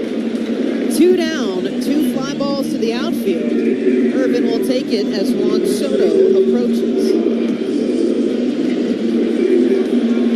For Cole Irvin, he wanted this spot. He and Tyler Wells were very dogged to make the rotation. They'll go anywhere the Orioles tell them to, but the pride of being a starter is big. Pitch to Soto, breaking ball, strike 1. Used weightlifting as a means of increasing his ability in the velocity department, not getting overly bulky. 0-1. That one looked like it had the zone with a curve. It will get called low. 1-1. 2 outs, nobody on. 8-1 Orioles. 1-1 pitch to Juan Soto is low. Ball 2. Irvin with a lot of breaking stuff this inning. We've seen a couple fastballs left out for the Yankees. So he keeps that away as Tommy Kahnle warming in the Yankees bullpen. Again, an unplanned bullpen day for the Yanks inside. Irvin misfires a changeup. 3-1 for Soto. Multiple walks in each of the first 2 games for Soto. It's what he does best. The only man with a bobblehead that looks like he's going to take a walk. Irvin looking for a second clean inning in 3. 3-1. And that's a miss. Fastball outside is ball 4. Soto will take a walk. The inning will continue on for Aaron Judge. So again, an 8-1 lead here for the Orioles as Irvin will go to the back of the tongue depressor. Ask yourself how hot it is. We've said the Orioles in their road grays. Irvin's is already an entirely different color. Judge struck out on a slider in the first inning. Again, 26 homers, 64 RBI, still 1,000 plus OPS. Strike 1, Irvin with a fastball.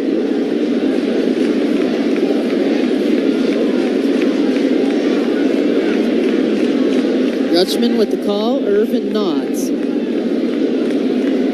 0-1. Inside, another fastball, ball and a strike.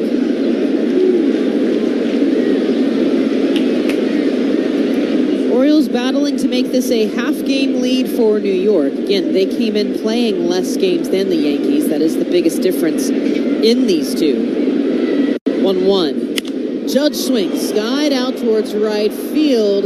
Santander gives it a look into the stands.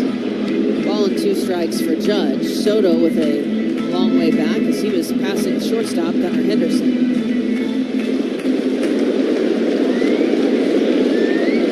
Orioles will make that time up now. Yankees with a couple more days off than the O's have. The smallest division difference in all of baseball is between these two teams as Irvin throws over to first. Soto didn't really flinch. The crowd espouses their feelings as Irvin gets the ball again. 2 outs, Soto at first. 8-1 for the Orioles. Bottom of the 3rd inning. 1-2 again to Judge. Swung on out towards right center field. This one heading back towards the short porch. Look up and she's gone. Santander didn't think about playing this one. Judge had tremendous lift on it. 2nd home run allowed for Cole Irvin today. Yankees cutting back into the lead, 8-3. Ask him if his hand feels okay. I think he's pretty fine. Irvin came in with a fastball left a little too easy to reach for a man like Judge. And again, we've seen that issue a few times with Irvin. So it happens here. Judge has a home run, and you're very grateful you still have a 5-run lead. Giancarlo Stanton. First pitch swinging, this time high out towards left field. Austin Hayes on the run at the track in front of the wall, reaches out and makes the catch.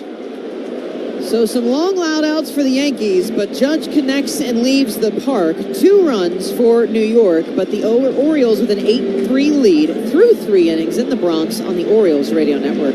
Not completing high school is more of a social thing than it was an academic thing. Even though all these years have passed, I still had that longing to have my diploma. At age 30, Carissa finished her high school diploma. If you're even considering getting your high school diploma, you can do it. No one gets a diploma alone. If you're thinking of finishing your high school diploma, you have help. Find free adult education classes near you at finishyourdiploma.org. That's finishyourdiploma.org. Brought to you by the Dollar General Literacy Foundation and the Ad Council. Not completing high school is more of a social thing than it was an academic thing. Even though all these years have passed, I still had that longing to have my diploma. At age 30, Carissa finished her high school diploma. If you're even considering getting your high school diploma, you can do it. No one gets a diploma alone. If you're thinking of finishing your high school diploma, you have help. Find free adult education classes near you at finishyourdiploma.org. That's finishyourdiploma.org. Brought to you by the Dollar General Literacy Foundation and the Ad Council.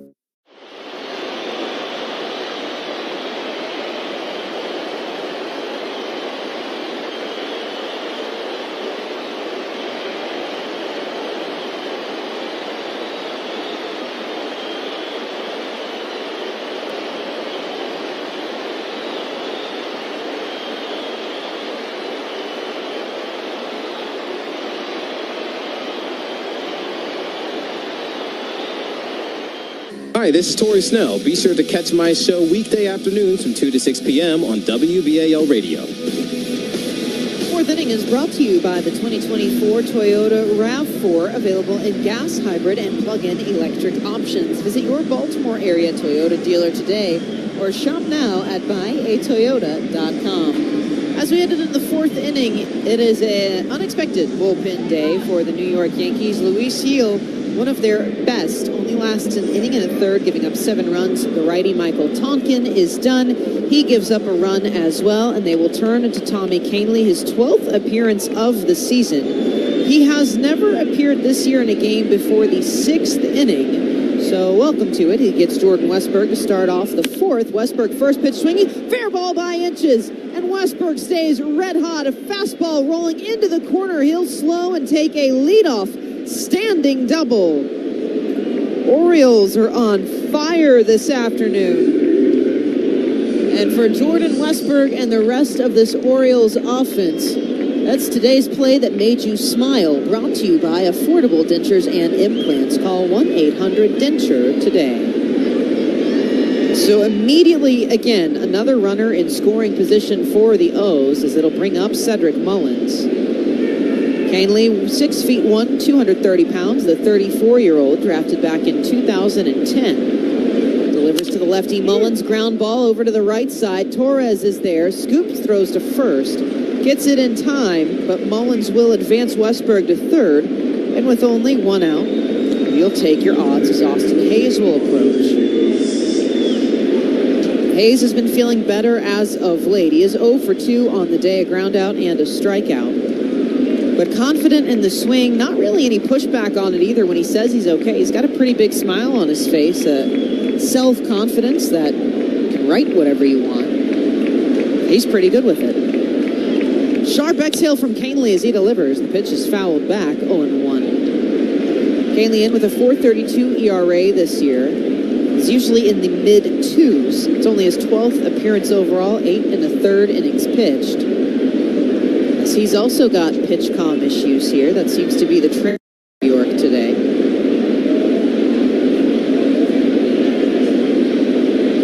With New York since 2017, 0-1. Outside, ball and a strike for Hayes. Time with the White Sox, time with the Rockies as well. And one brief stint with the Dodgers in the middle of the Yankees pinstripes.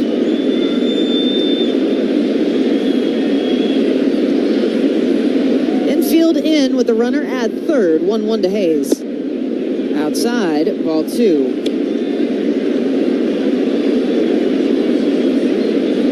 We'd like to say it's a beautiful day, but let's be honest, we can feel the heat pressing through, even against the air conditioner that we are very lucky to be sitting under. 2-1. Hayes swung on and missed. Kahnle gets him to go after a changeup, 2-2. Guarantee you, though, it's a lot cooler up here than it probably is in that Yankees bullpen right now. A lot of guys sitting on the hot seat as it, as you pointed out, has turned into a bullpen day for them when really a lot of their relievers were thinking, it's a chance to breathe a little bit with Luis Gil on the mound. Not today. As one of my favorites in the football world says, Not so fast, my friend. Infield stays in. Again, that signature sharp exhale for Canely. The glove low, 2-2. Swung on and missed. He goes down and in this time. Another change up to Hayes. Strikeout for Tommy Canely, and it's 2 down for Ramon Urias, with Jordan Westberg still hanging out at third. Yeah, thought that they would get a break. They are all tucked inside. This is the nice thing about this ballpark. We got to talk to a couple of the relievers this morning. There's a door right behind it. They can kind of tuck in on a day game, get you out of the sun. Pitch from Canely, strike 1. Urias takes a fastball. Canely does come in, change-up fastball, slider, and occasionally a sinker. Heavy on the change-up. Henderson on deck if Urias can reach 0-1. That's low. Ball and a strike. Jose Trevino pretty consistently staying on just one knee. He was kind of the first to start that trend that we're now seeing with catchers. Can be a little polarizing if you ask especially former big league catchers about the setup. But it's what they prefer. 1-1. Strike 2. On the edge to Urias with a fastball. And Canely ahead. Orioles with an 8-3 lead over New York. Top of the 4th here. Runner at third, 2 outs. Canely with the full dark sleeves underneath the white pinstripes. Comes upright with a nod. 1-2.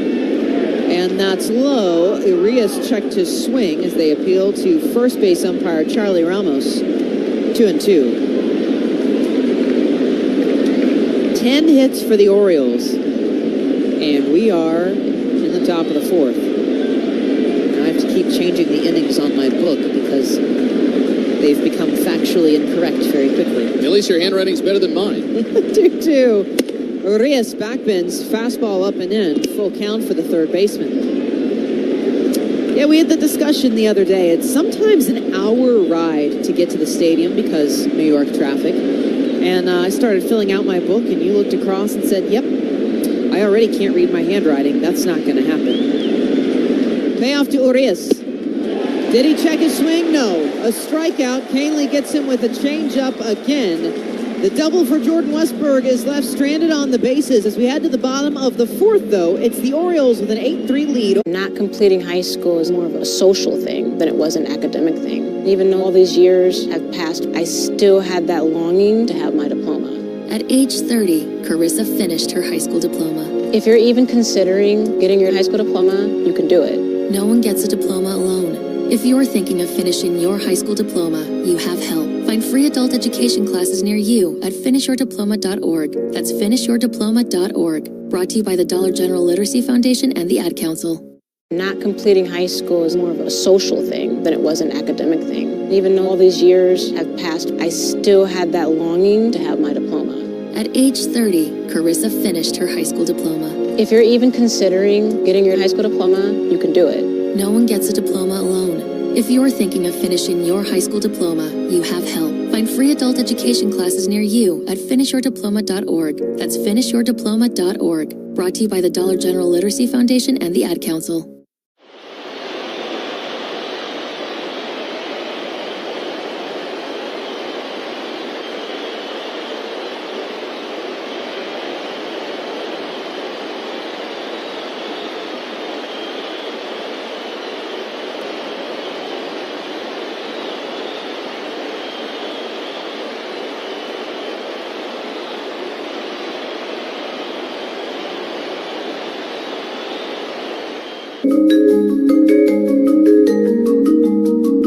Orioles baseball is here on WBAL News Radio.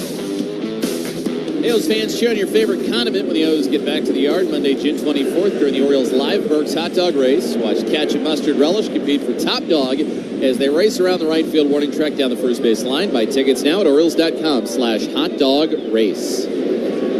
It's Jeff, Mel, and Ribeye with you here in New York. It's the Orioles with an 8-3 lead over the Yankees. Cole Irvin is now having a pitch-com issue. He tried to put his glove over to cup it. Now he has immediately taken his cap off, holding the device to his ear. Rutschman And home plate umpire Ryden Addington will walk out to double check. Looks like they got it synced up, and everybody will return. Alex Verdugo awaiting just his second at-bat and his second pitch. He flied out to center field in the second inning. He is 1 for 9 facing Cole Irvin. Irvin delivers, first pitch swinging. Verdugo, foul ball, back over the net.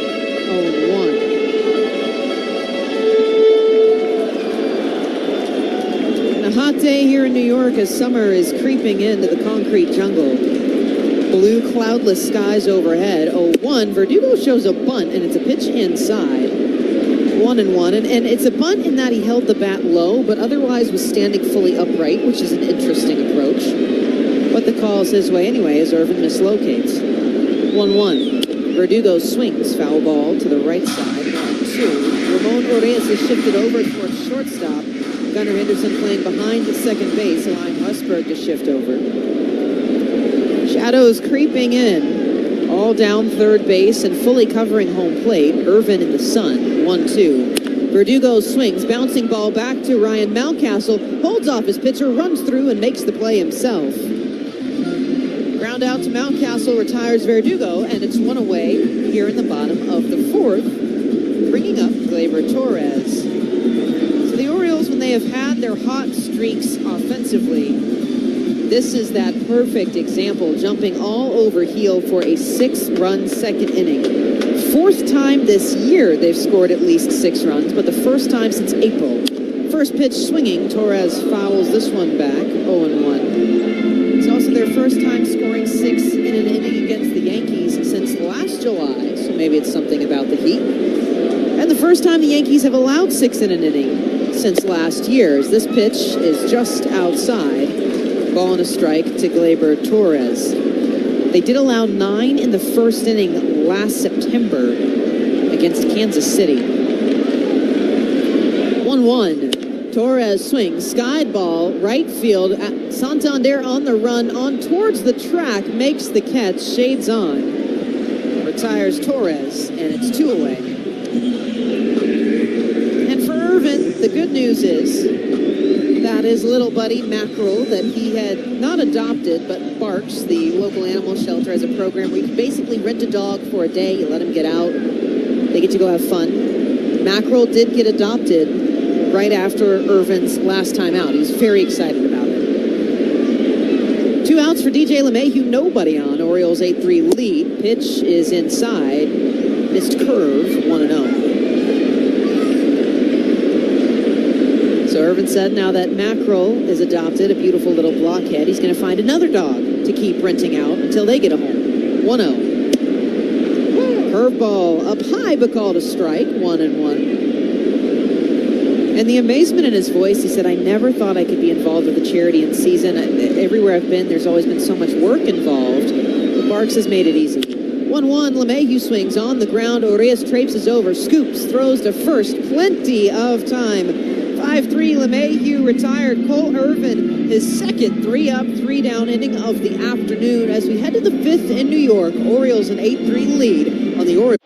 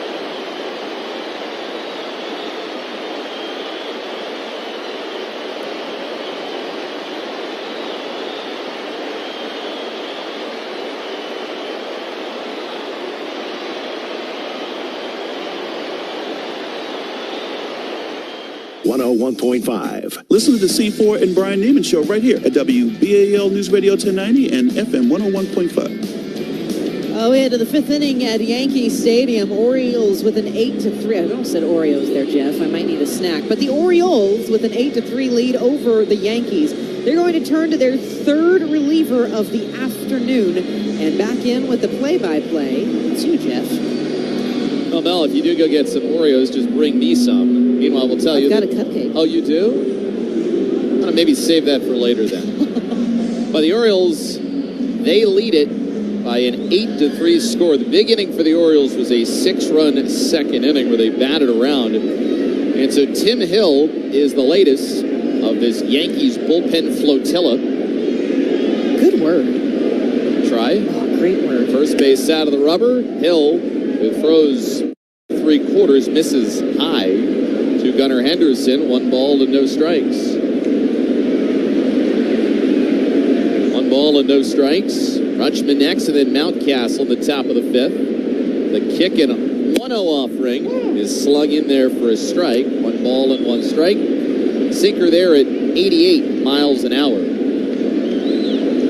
Tim Hill, Earl saw him earlier this year with the White Sox. 1-1. And there's a ground ball that is fair up the third base line. Rolls towards the angled side fence, picked by Verdugo. Henderson trying for 2. The throw, it is late as Henderson is in there. He has got a double, his second one of the day. He's been on base all 4 times. And he greets Tim Hill, pitching for the first time as a member of the Yankees with an opposite field 2-back. What's amazing here, Jeff, is that they might have had a chance to get Gunnar, but Torres lackadaisically standing within an easy split. He could have stretched one of his legs to second base to receive that, but instead he stands a couple feet away, just stock still to receive the throw. There's Rutschman now hitting right-handed, and it's taken for a strike. 0-1. Now the double by Henderson, now the 11th Orioles hit in this game. Henderson has got a 3-hit effort. As Henderson is running on the play, the pitch is high, they're not going to throw. It's the latest steal for Gunnar Henderson. So Gunnar, he has got 3 stolen bases in the last 2 games. And with Hill paying no mind, Henderson took off. Tim Hill never even looked at second base. So now the Yankees bring the infield in. 8-3 Orioles. Ground ball to second. Henderson going on contact. Torres fields, throws home. Henderson waves the white flag, and he's tagged out for out number 1 of his top of the 5th inning. Now the Orioles like to do that, oftentimes going on contact. Henderson went. It's always the chance infielder makes a bad throw, but Torres threw home, and Henderson, probably 5 feet away from home plate, pulled up in his tracks and said, all right. Trevino tags him out. 1 away now, and it's going to send Mountcastle up to the plate. Pitch home. A strike over the inside corner. 0-1. Now, you know, Henderson pretty frustrated with himself on that play, but it's like you said, especially with a guy like Torres, he can misplay that at any chance. You got to go. There's the pitch to Mountie, and he grounds this foul. It's no balls and 2 strikes. A little more about Tim Hill. Yankees, they signed him today. He said he pitched for the White Sox. It had not gone well there. 5.87 ERA. Previously, Hill was with the Royals and the Padres. The 2-strike pitch, and Mountcastle socks it foul off to the first base side. Well, let's be honest. Was anything really going well on the south side of Chicago this season? No. Not really. It's been a rough go in many phases of the game. As the 0-2 is homeward, and it's drilled down the right side, but it'll go slicing foul into the upper deck. Tim Hill, he is 34 years old, born in Mission Hills, California. Lives in Phoenix. When he is going right, he's getting a lot of ground balls. 0-2. Mountcastle chops it off the plate, out to third. Cabrera looks at second, throws that way.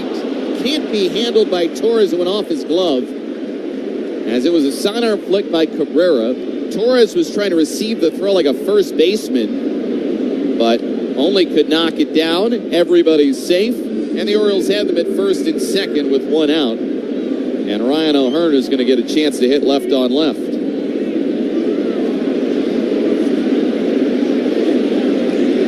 And 2 on, 1 out. 5th inning brought to you by A Bright Idea Advertising and Public Relations. Make A Bright Idea part of your team. You can visit ideadreamteam.com. O'Hearn digs in left on left here, the pitch. And it's a strike in the middle, 0-1. I think it's good you get Ryan O'Hearn some opportunities left on left, just get some more at-bats. He's obviously crushed right-handed pitching. The 0-1. Swinging a foul at home plate. No balls and 2 strikes. You got a lot of good options off the bench. That's why the Orioles go to Austin Hayes last night. But, you know, this is a type of at-bat that it might be a 5-run game, but this is an important AB for Ryan O'Hearn. Well, he needs to get these reps at some point, Jeff. I mean, there might be a situation he has to face a lefty in higher stakes. 0-2 pitch off the outside corner. And I think that was in part the reason why you go to Austin Hayes last night, because they were high stakes. The 1-2. There's a line shot caught by a jumping Cabrera at third. Everybody freezes. And Rutschman quickly turns and does a feet-first slide back into second base. Now Ryan O'Hearn looking at Oswaldo Cabrera the entire way back to the third base dugout. Thought he had a hit, but Cabrera stole one. 2 outs now, 2 on, 8-3 Orioles leading, and Santander is going to flip around and hit right-handed.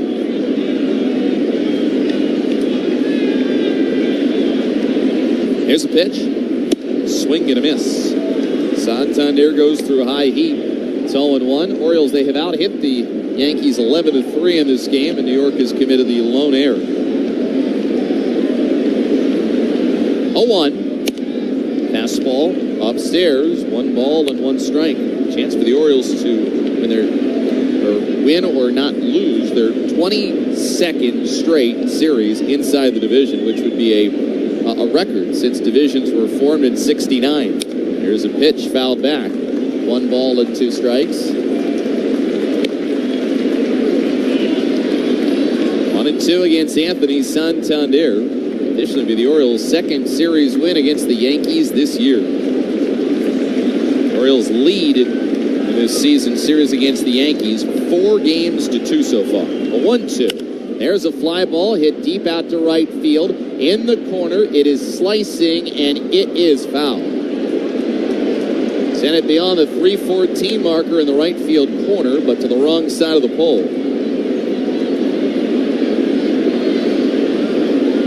Now Rutschman will walk back to second. Mountcastle will jog back to first. And another chance for Anthony Santander.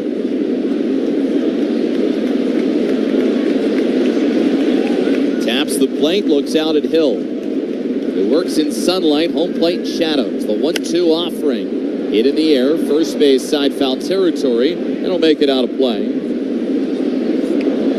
And I think you learned last night about Anthony Santander a couple of things. Number one, he's more just a power hitter. Yeah. He's really improved his defense, but also he may not be a fast base runner, but he's a good base runner. And the read that he had scoring in extra innings last night, plus the diving catch, of things that shows you other stuff he takes pride in. The 1-2 pitch is belted foul off to the right, and there's some guys that, you know, they just go out there and they hit a lot of home runs, and there's nothing wrong with that. But Anthony Santander, there are more facets to his game than I think we think about sometimes.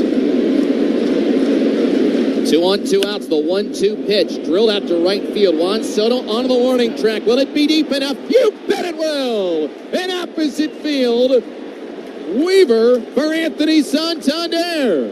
It's a 3-run shot. Take that, bleacher creatures. And the Orioles lead it 11-3 on Santander's 19th home run of the year.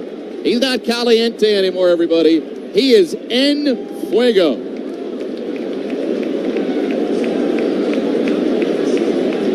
Anthony Santander and is now 10 homers in his last 19 games, 12 in his last 26.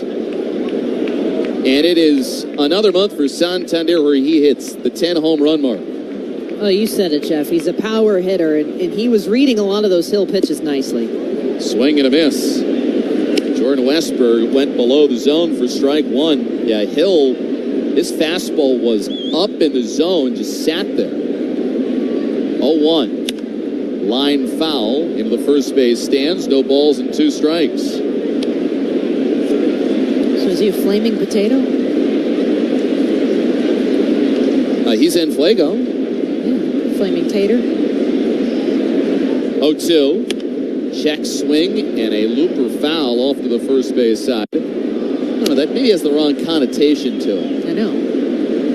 No, he is just Anthony Santander, man on fire. It's incredible. I mean, he saw Kyle Schwarber's June home run numbers and said that. 0-2 pitch, chopped up the middle. Torres goes to his right, has it hit off his glove. Westberg's going to be safe at first. And the Yankees fans are not happy, and they are letting the guys on the field know about it.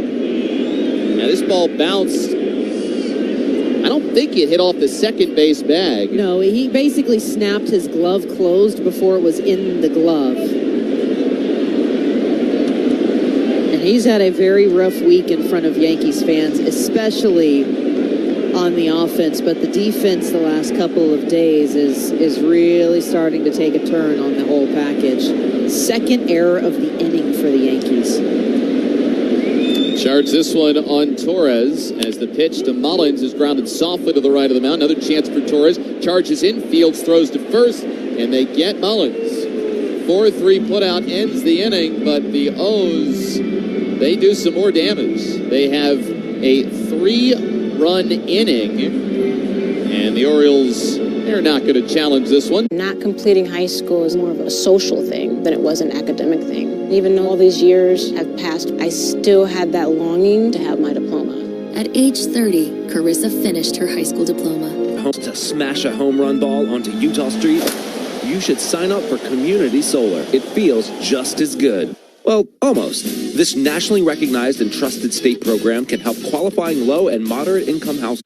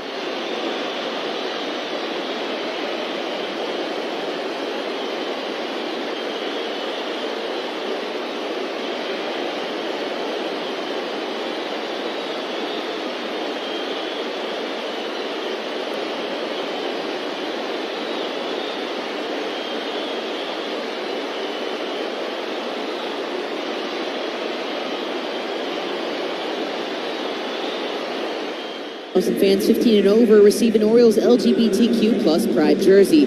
Don't miss out on the opportunity to celebrate Pride and enjoy an action-packed night. Get your tickets, Orioles.com/tickets. No, thanks so much. 11-3 Orioles. Cole Irvin fires high into Jose Trevino. 1 ball and no strikes. The Orioles, their latest blow, a 3-run homer by Anthony Santander. Oh, second of the game. There's a breaking ball in for a strike. 1 ball and 1 strike. Orioles now 19 straight games with a home run. A 1-1. Curveball popped up. First base foul ground. Mountcastle over to the sidewall. Onto the foul warning track. Makes the catch on a back pedal. With Jordan Westberg in the neighborhood as well. For out number 1. Well, between innings, there was a ballpark proposal. And I'm not sure how it went because there was no video to go along with it. But in addition to that, they were flashing the different birthdays up there for this Thursday, June 20th. Oh, and that reminds me, somebody does have a birthday today. Pitch from Irvin. It is strike one at a Cabrera. Orioles 11 and the Yankees 3. Our very own William Brett Hollander. Lordy, Williams 40.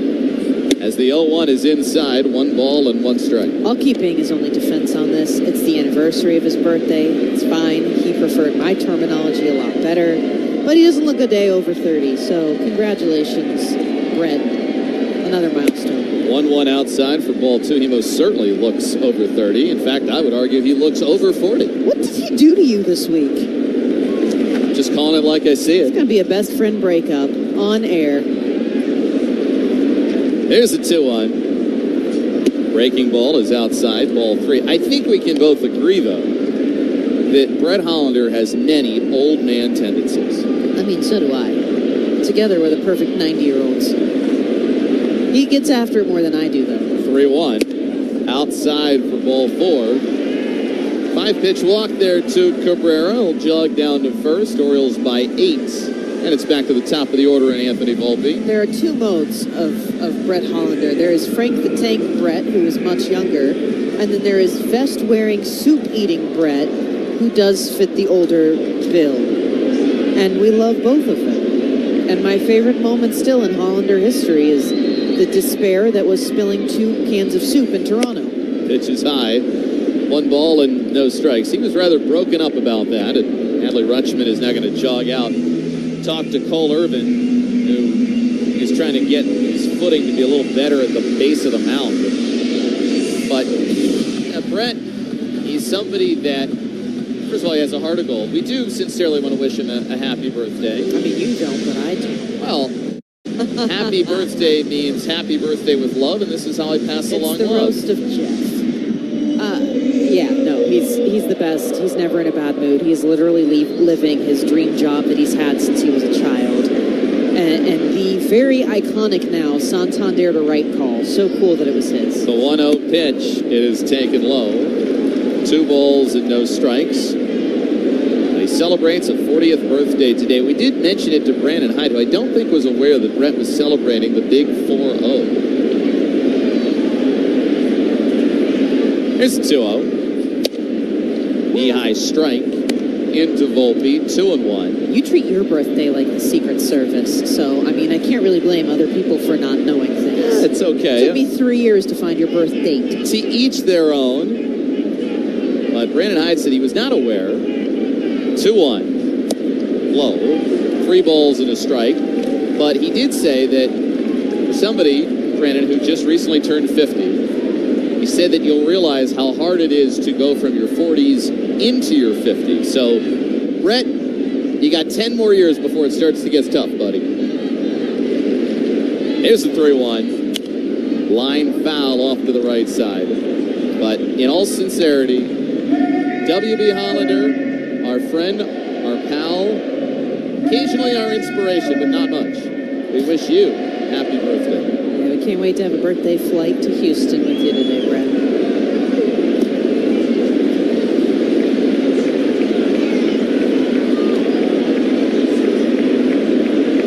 3-2 the count against Volpe. Irvin's going to check first. Kick and pitch. And it's a line drive to the right field line. It's a fair ball. Santander goes chasing it in the right field corner. Plays the carom. Volpe's going to stop at second with a double. Cabrera pulls up at third base. Opposite field double for Anthony Volpe. The 4th Yankees hit of the game. And Cole Irvin will now work with 2 in scoring position and Juan Soto getting ready to bat.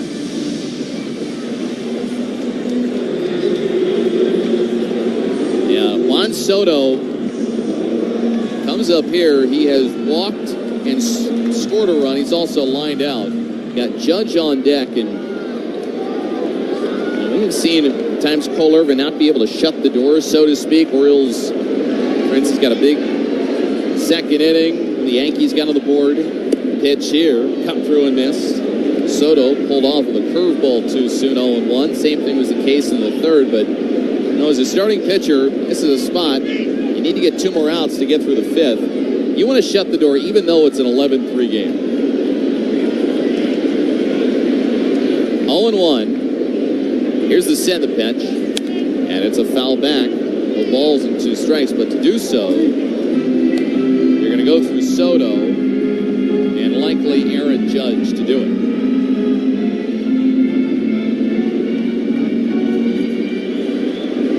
No balls and 2 strikes the count. Soto last time extended his season high on base streak to 20 games. Irvin comes set. The leg kick and 2-strike pitch, and it's a swing and a foul back. As it remains 0-2 against Juan Soto.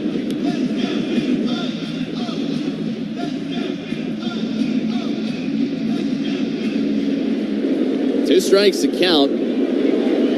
Last half inning, mound was in sunlight, home plate was in shadows. Now both the mound and the home plate area in shadows. Right side of the infield in sunlight, and a lot of the outfield is still in sun, though. The set, the 0-2, pitch comes in, but time was called very late. And it's because it was a pitch timer violation on Irvin. So give Juan Soto a ball to the count, 1 ball and 2 strikes. Cabrera's at third, Volpe's over at second base.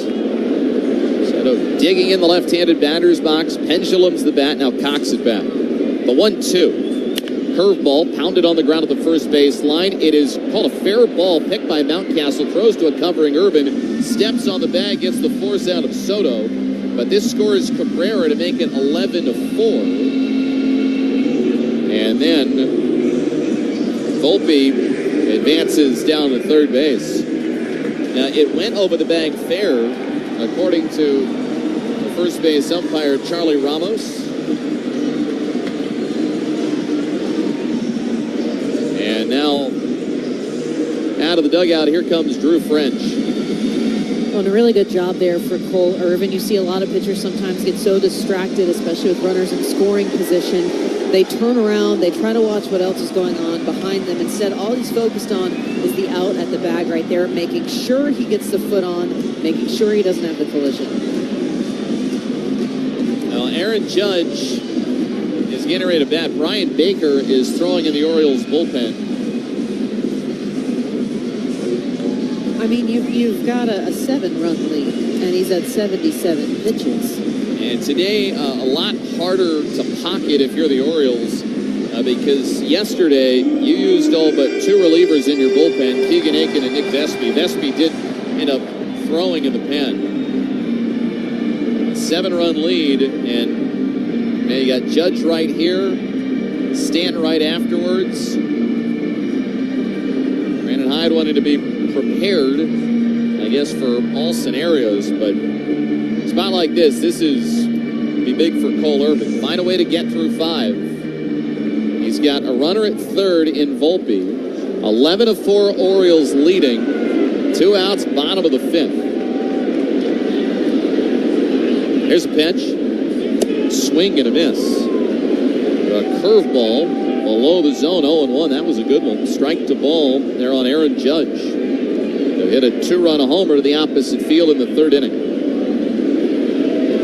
From the belt, Irvin ready, 0-1. Swing and a miss. Cutter at the top of the zone, no balls and 2 strikes. 0-2 the count. Irvin has struck out Judge in this game. Kind of back in the 1st inning. From the belt, the set and the 0-2 pitch. Fastball underneath the arms there of Aaron Judge. He was frustrated when he got hit in the hand the other day, and it really ticked him off. 1-2. Irvin from the stretch delivers, and it's a fly ball lifted foul off to the right side. I mean, you look at this, Jeff, after the Orioles went 5 innings against the Phillies, and that's when Kyle Bradish ultimately pulled hurt. But you get Grayson Rodriguez for 7, Corbin Burns for 6. They have not had a pitcher finish the 5th in this series. 3 2/3, 4 2/3. You got to get one for at least 5. But doing so with a 7-run lead, the 1-2 is way outside, and Rutschman lunges to his right to prevent it from getting away. Irvin rolling his eyes. A day where he has not been his sharpest, but also a day where he's playing with a lot of offensive support. Stanton looms on deck. 2-2. Curveball low. Full count now. Where the first two starters each issued 5 walks. Only 2 so far for him today. He'd really like to avoid a third here. He doesn't get Judge. You imagine they're going to go to Baker. 3-2. That is clubbed out to left field. Charging on Hayes. Lunges. Can't make the catch. It's off his glove. This gets in Volpe from third. As Judge with a rocket of a single to make it 11-5 now. And here comes Orioles manager Brandon Hyde.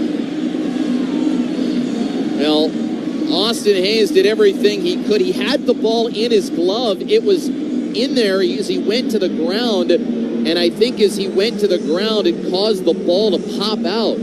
So what was a ball hit 114 miles an hour off the bat by Aaron Judge.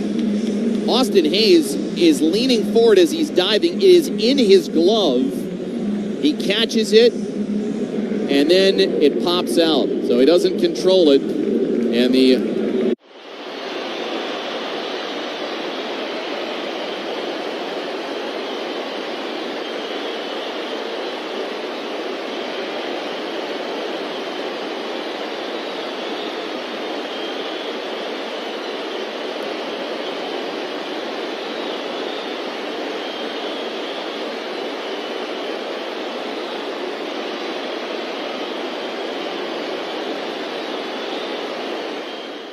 Not completing high school is more of a social thing than it was an academic thing. Even though all these years have passed, I still had that longing to have my diploma. At age 30, Carissa finished her high school diploma.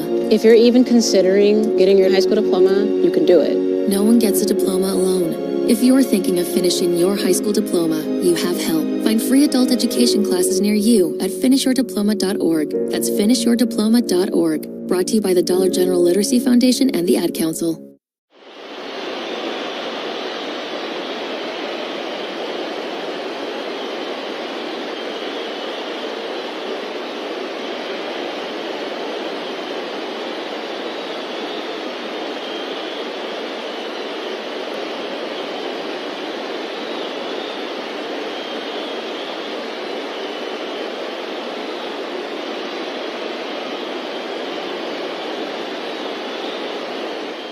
Keep that bat on your shoulder, slugger, and be the hero who walks in the winning run. Patience is a winning strategy in banking and baseball. PNC Bank, brilliantly boring since 1865. PNC Bank National Association, member FDIC.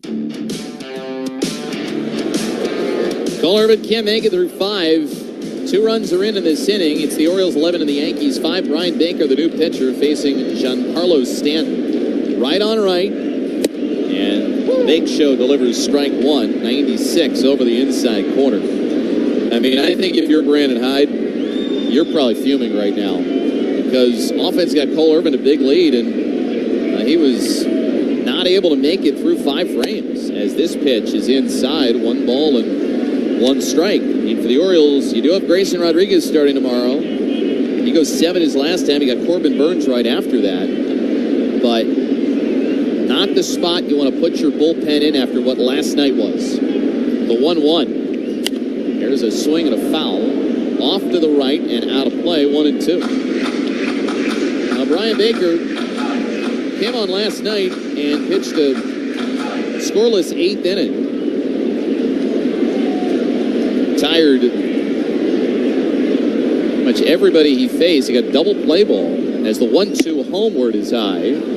97-mile-an-hour heater, 2-2, and evidently Brandon Hyde did not want to take the risk that after Judge drove in a run, that Stanton would hit a 2-run homer and make it a 4-run game. That's the thing with leads for the Orioles. They often have them, but they're hard to hold on to. 2-2. Low on a cutter, sending it to a full count. And it's like the Seinfeld skit. You can take the reservation, but the key thing is holding the reservation. Full count, Judge will be traveling at first base. He goes, and the 3-2 is fouled straight back, setting up pitch number 7 to Giancarlo Stanton. On the air for Brian Baker, 3 2/3 of scoreless baseball, 2 hits and a strikeout. Came through big against the Phillies over the weekend. As we said, good inning last night. 11-5 Orioles, 3-2 once more. Line drive in the left base hit. Coming over to get it is Hayes. Judge going to try for a 3 throw into third on a bounce. Doesn't get him. As Judge, that was on the move, makes it to third base. Hayes made an accurate throw, but it was late, and Stanton with a single, the 3rd hit in the span of 4 batters.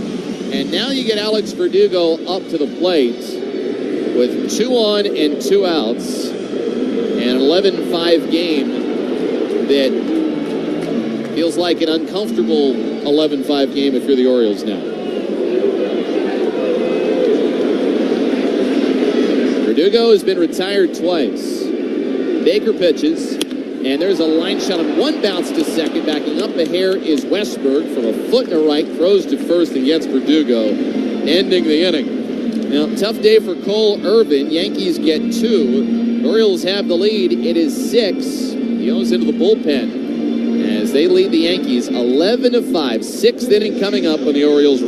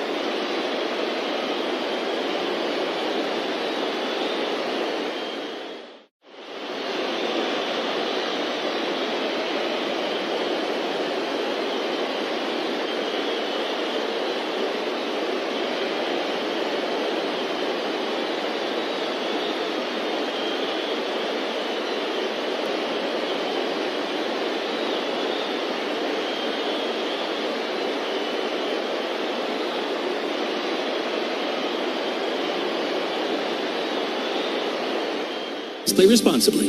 I'm Valerie Preactor. Tomorrow morning, I'll recap today's game with C4 and Brian Neiman on WBAL News Radio. Let's pause 10 seconds for station ID on the Orioles Radio Network. WBAL, WIYY HD2 Baltimore. This is WBAL News Radio 1090 and FM 101.5. Yankees get 2 in the 5th, Orioles 11, New York 5, start of the 6th. And back in to tell you about it, here's Mel. Oh, thank you very much, Jeff. As we start the 6th inning, Ben Rice will enter the ballgame at first base. DJ LeMahieu moves from first to third, replacing Oswaldo Cabrera. Tim Hill is done after an inning of work, 3 runs, all unearned, as Ron Marinaccio will take over the 6th inning. He gets 7, 8, and 9. First pitch is a strike to Austin Hayes, 0 and 1, 8, 9 and 1.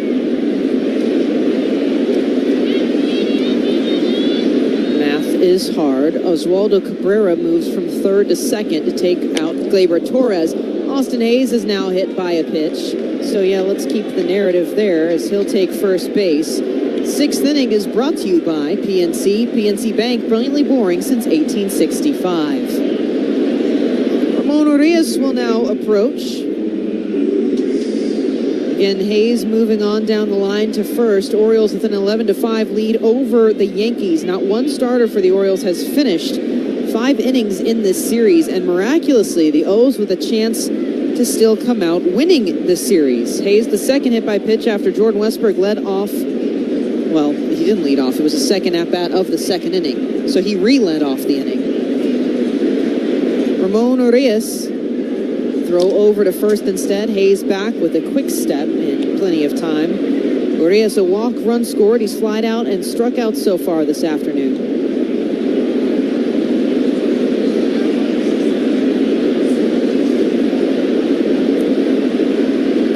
Marinaccio ready. Hayes dances at first base. Urias fouls it off. 0-1. It was tough going for the righty reliever yesterday. 2 runs on 3 hits through an inning of work. Again, Gerrit Cole wanted to finish the 5th. He was only allowed 1 batter. And tough sledding from there. He gave up a home run to Urias last night. 0-1. Urias ground ball. Cabrera, it's off the new second baseman's glove. Hayes is around second as Judge comes up with it. Stopping at third goes Hayes. A sharp shot for Ramon Urias puts runners on the corners for the Orioles to start the 6th, and nobody out for Gunnar Henderson. Moving around, and we always joke, the ball will find you. Cabrera going from third to second. Tried to charge in on the play. It flips off the end of his glove. And it will be another error for the Yankees in E4. Puts runners on the corners for the Orioles.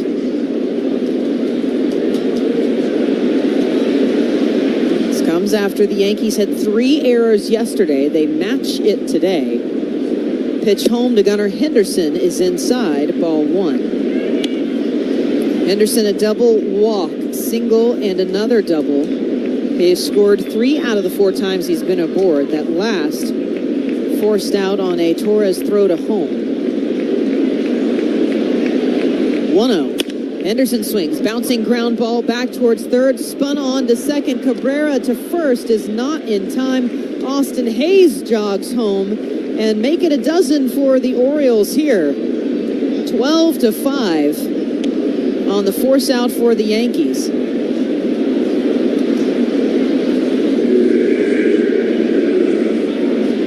So now Henderson at first. Adley Rutschman will dig in. Single, ground rule double. A force out and a ground out. 12-5 Orioles, top of the 6th. Marinaccio comes home. Fastball that looked to be a little bit high. Trevino with a pump fake towards first will do nothing with it. 1-0.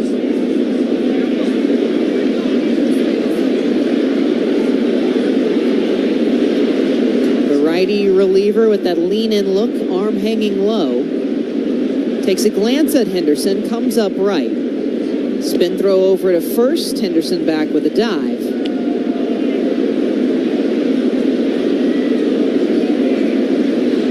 Orioles with a chance here to extend their winning streak in the American League East. But more importantly, really close the gap on New York. 1-0.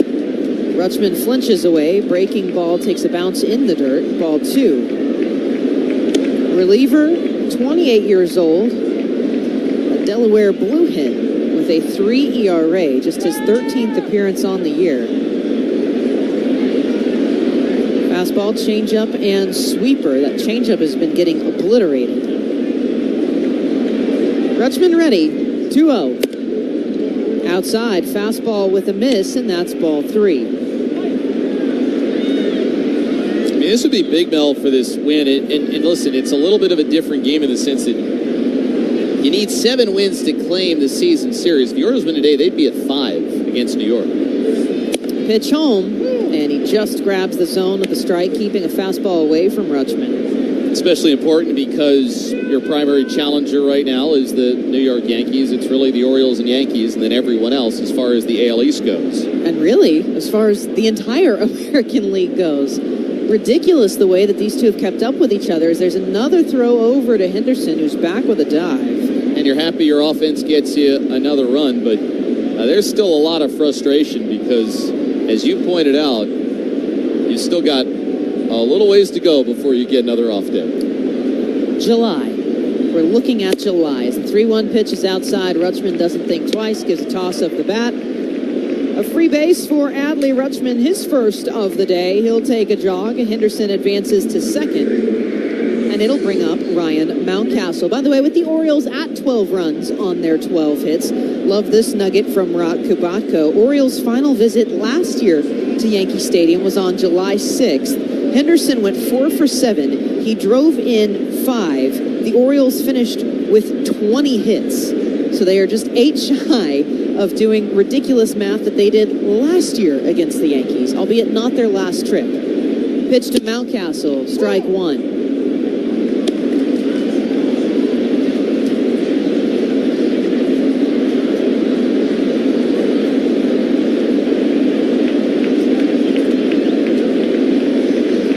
Shadows continuing to stretch across the field. Henderson in shade. Marinaccio looks back at him, delivers to Mountcastle well inside, dances away from a fastball. 1-1. Now for the righty reliever in his lifetime against the Orioles,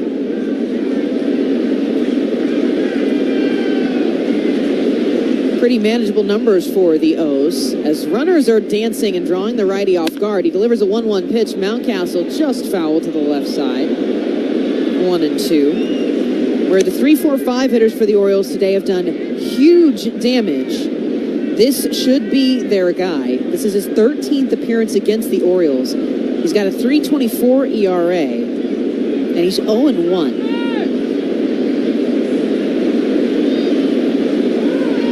Throw back over to second. Henderson just back in with a dive under the tag from Cabrera.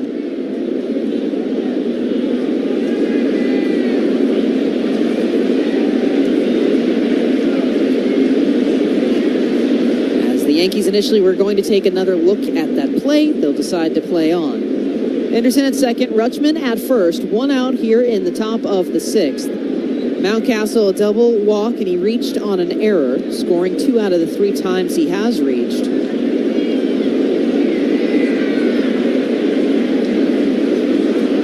One-two. Mountcastle swings down to a knee. A curveball breaks him. A strikeout for Ron Marinaccio, and the 2nd out of the 6th.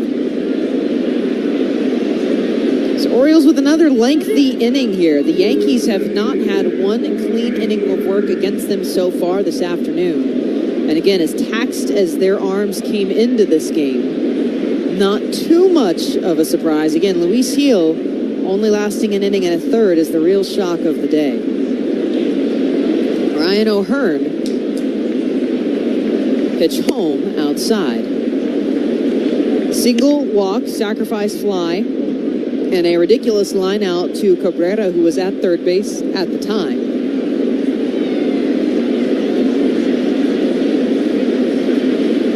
1-0. Curve outside, ball 2. Boosted himself to a 289. 28 RBI on the year. 30 sounds like a nice round number, though. Another look to Henderson, 2-0. O'Hearn on the ground, this one taking a bounce back to Ben Rice. He'll play it at first himself, and the inning draws to a close. Orioles get one more run, though, for a 12-5 lead as we head to the bottom of the 6th at Yankee Stadium. Orioles on top on the Orioles Radio Network. Not completing high school is more of a social thing than it was an academic thing. Even though all these years have passed, I still had that longing to have my diploma.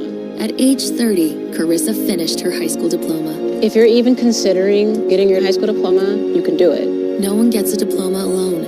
If you're thinking of finishing your high school diploma, you have help. Find free adult education classes near you at finishyourdiploma.org. That's finishyourdiploma.org. Brought to you by the Dollar General Literacy Foundation and the Ad Council. Not completing high school is more of a social thing than it was an academic thing. Even though all these years have passed, I still had that longing to have my diploma. At age 30, Carissa finished her high school diploma. If you're even considering getting your high school diploma, you can do it. No one gets a diploma alone. If you're thinking of finishing your high school diploma, you have help. Find free adult education classes near you at finishyourdiploma.org. That's finishyourdiploma.org. Brought to you by the Dollar General Literacy Foundation and the Ad Council.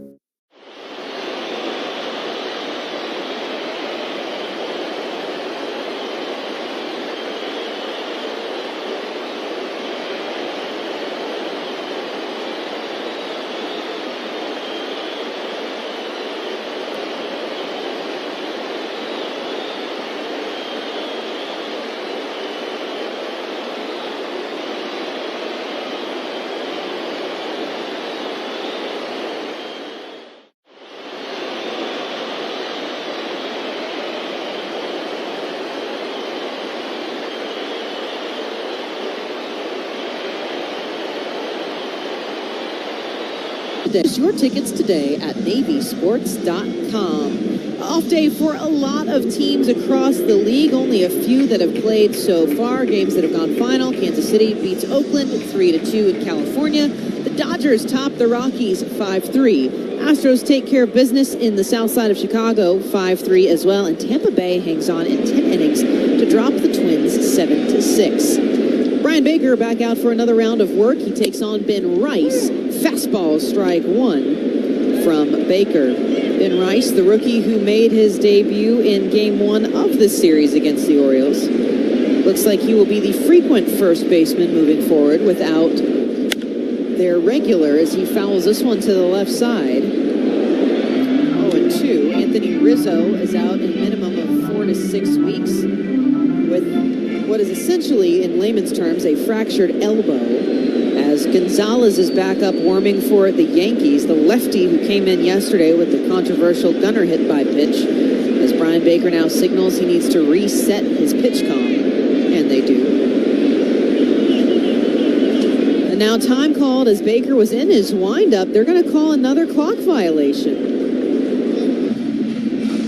So the second one for the Orioles today. Rutschman, with his mask off, takes a look back towards the outfield, and Baker would like to have words here with Brian Knight, who is at second base today, getting some clarification. Again, he very clearly had a pitch comm issue, and the crew chief standing directly behind him.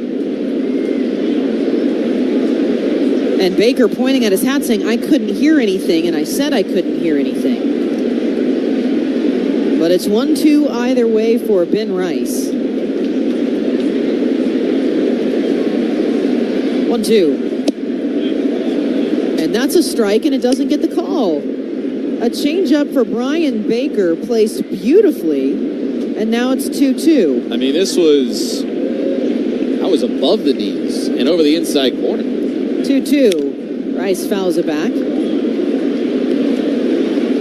So 2 calls there, not going Baker's way. He gets the violation when he's having equipment malfunction. And a strike that goes for naught. Rice will live to see another pitch. 12-5, Orioles with the lead. Bottom of the 6th. Baker 2-2 outside, and now a full count.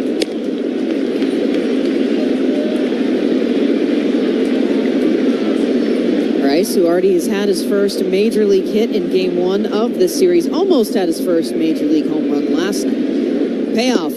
And that's a bouncer in the dirt that skips past Adley Rutschman. It's a walk, if you want to put it in air quotes, and Baker is very visibly frustrated.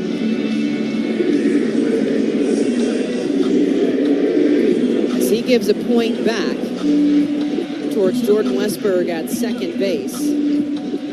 He's moving with more aggression than I think I've seen the righty have in quite some time as he gets ready for DJ LeMahieu.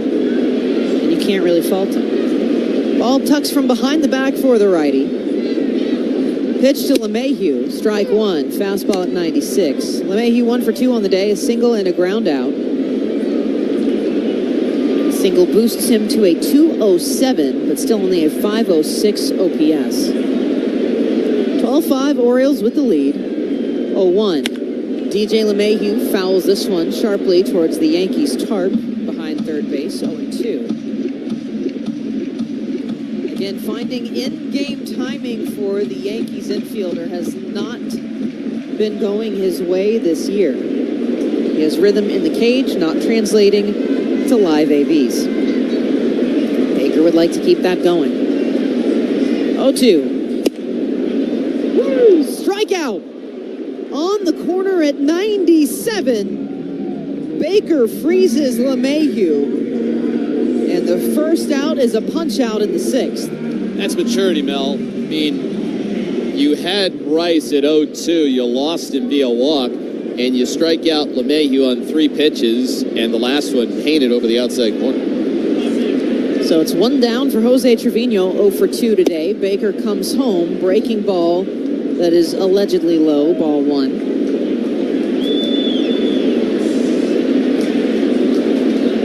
And Brandon Hyde paying close attention, leaning over the railing. Orioles have out hit the Yankees 12-6, 1-0 in that's wide. Ball 2 with the slider.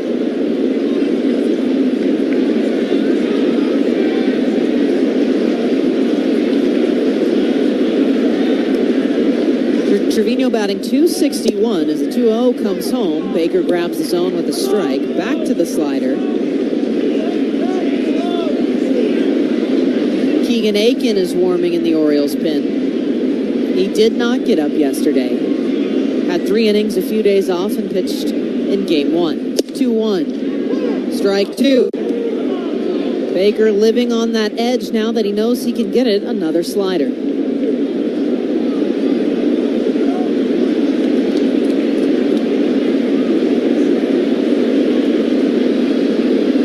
2-2. And a little wide. Count will run full for Trevino. Again, as the shade continues to creep in here, second baseman Jordan Westberg stands waist high in sunlight, as does Cedric Mullins and Santander in center and right.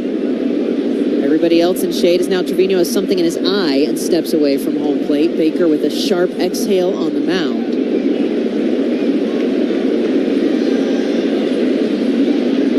Call in from Rutschman. Baker sets.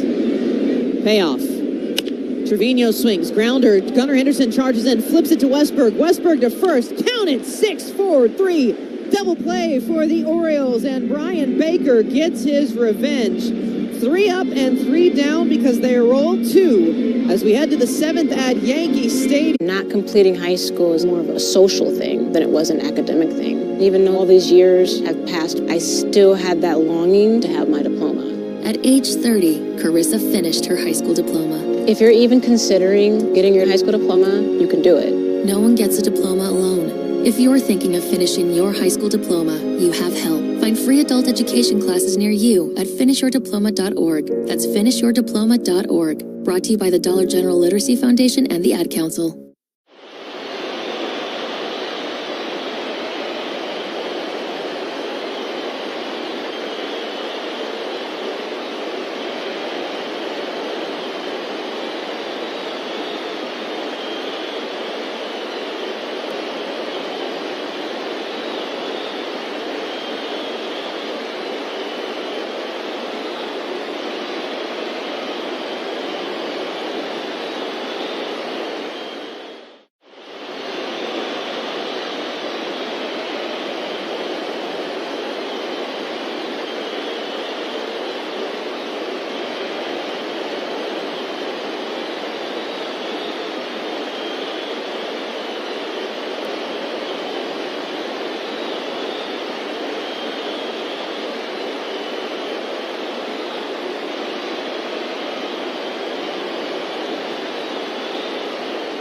WBAL, on air and online. WBAL News Radio 1090 and FM 101.5. I'm Jane Miller. Join me Saturday mornings from 11 to 1 on WBAL.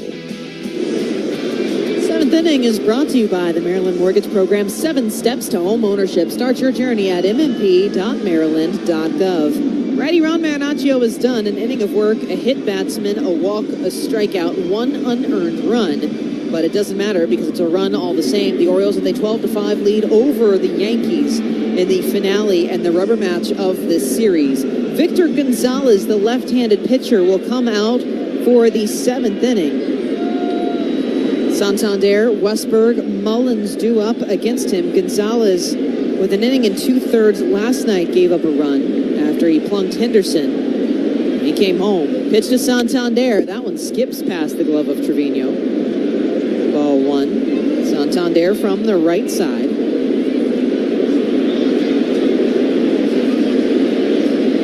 Back-to-back here against Tim Hill. Santander with a big 3-run home run in the 5th. Gonzalez comes upright, 1-0 pitch. That's high. Ball 2.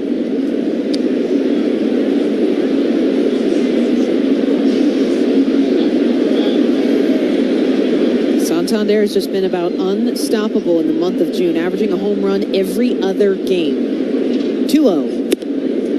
That's high. Ball 3. He thought about it, held up the bat, and he will win the battle there.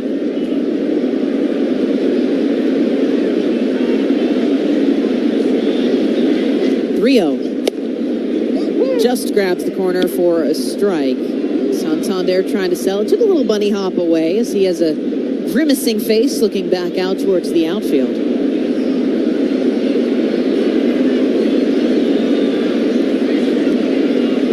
Gonzalez agrees on the Trevino sign. 3-1 pitch fouled back.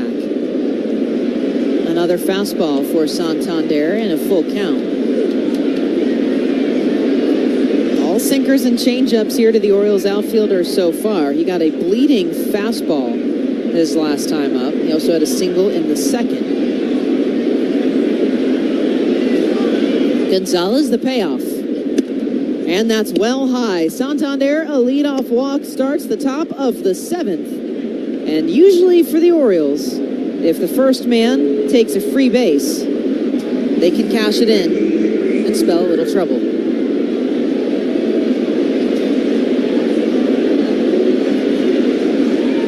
So it'll bring in Jordan Westberg.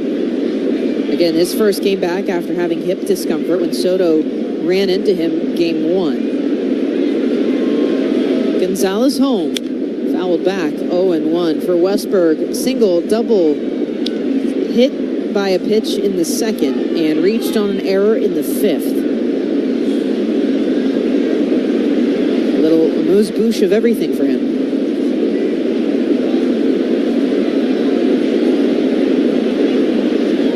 0-1. Westberg swings, foul ball to the right side, 0-2.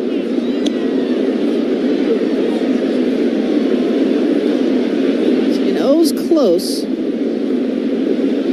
their last outing in New York last season. The 20 hits and a big win. But a win is all that they're going to take here, as this pitch is just a little inside. It's called a strikeout, though, for Ryan Addington. Westberg poked his hips out of the way of a fastball at 95, and instead he set down for a strikeout for Gonzalez, and it's 1 away. O's fans, the Orioles multi-game pack is here. Build your preferred 3-game pack and unlock no fees. Purchase 1 or 2 additional games to unlock additional key O's matchups. Visit Orioles.com/multi-pack to learn more. Well, thank you, Jeff. Gonzalez comes home to Cedric Mullins outside, ball 1. Mullins with a 2-run shot in the second. Since then, he's popped up. He's fouled out or ground out twice. Orioles trying to get their 19th win in 26 tries against the American League East this year. 1-0 and a fastball strike.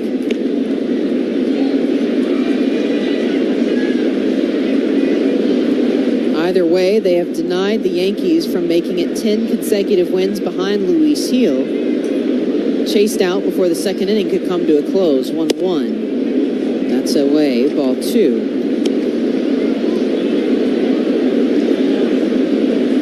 Also been a running machine. Gunnar Henderson picking up some more today. Jorge Mateo with a day off so far. 2-1. Mullins swings, ground ball back up the middle. Volpe gets eaten up by this, but he has enough to spin to second. The throw to first is not in time.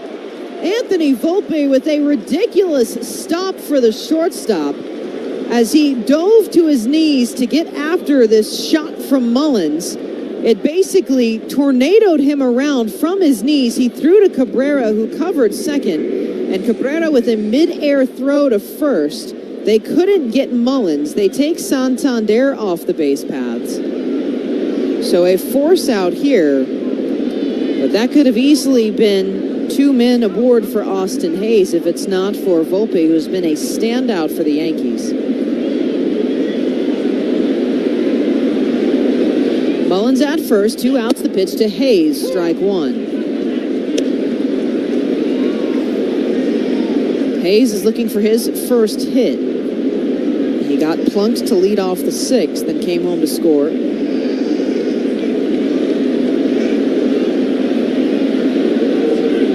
0-1. Hayes swings out towards left center field. This one drifting back towards the Orioles bullpen, and she is out of here. Oh, yes, Austin Hayes with a long ball today. They are ripping the doors off of Yankee Stadium. 14-5 for the Orioles. No doubter there from Austin Hayes. Pitch in the middle from Victor Gonzalez. And it went to the back of the Orioles bullpen in left center field. It looked like one of the bullpen catchers trying to make their best Cedric Mullins impression to track that one down. More insurance for the O's, now 13 hits, and the first pitch to Ramon Urias is low, ball one. They'd already had 19 consecutive games with a home run thanks to Mullins' blast in the second. But another game with at least 3 home runs for the Orioles. The 1-0, Urias swings, ground ball, we're circling in, goes the third baseman, gets it to Ben Rice at first in time. And the top of the 7th comes to a close, but Hayes makes it count for 2 with another home run, his 3rd of the year. And again, a 14-5 lead for the Orioles. 7th inning stretch time brought to you by MedStar Health, the trust. Not completing high school is more of a social thing than it was an academic thing. Even though all these years have passed, I still had that longing to have my diploma.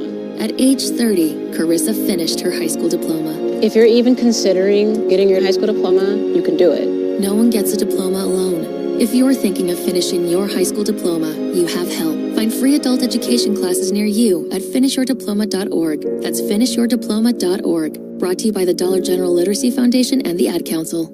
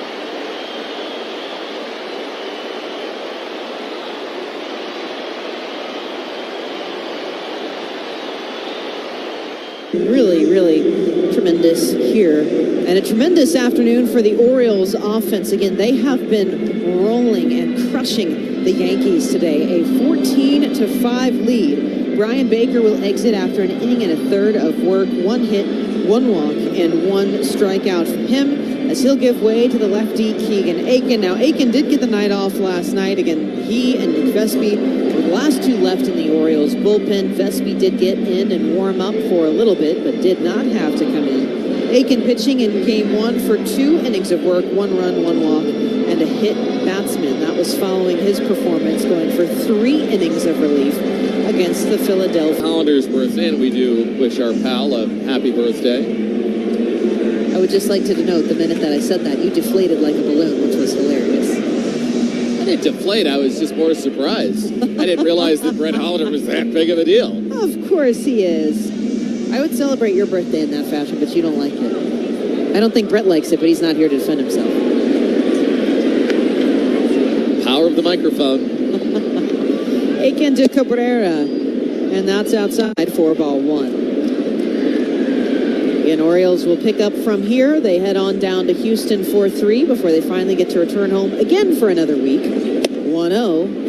Inside, fastball misses, and that's ball 2. They will go on from Houston to take on the Cleveland Guardians and the Texas Rangers, so a little week of Lone Star action.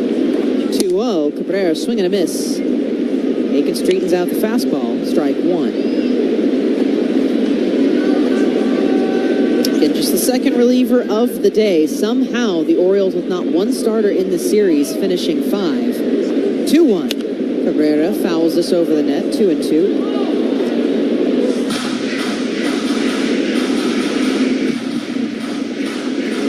mentioned this earlier, but some storylines that have just written themselves better than you could hope in the last week or so. 2-2 pitch. Cabrera swings high out towards center field. Cedric Mullins with a long pause, takes a few steps back, turns, makes the catch.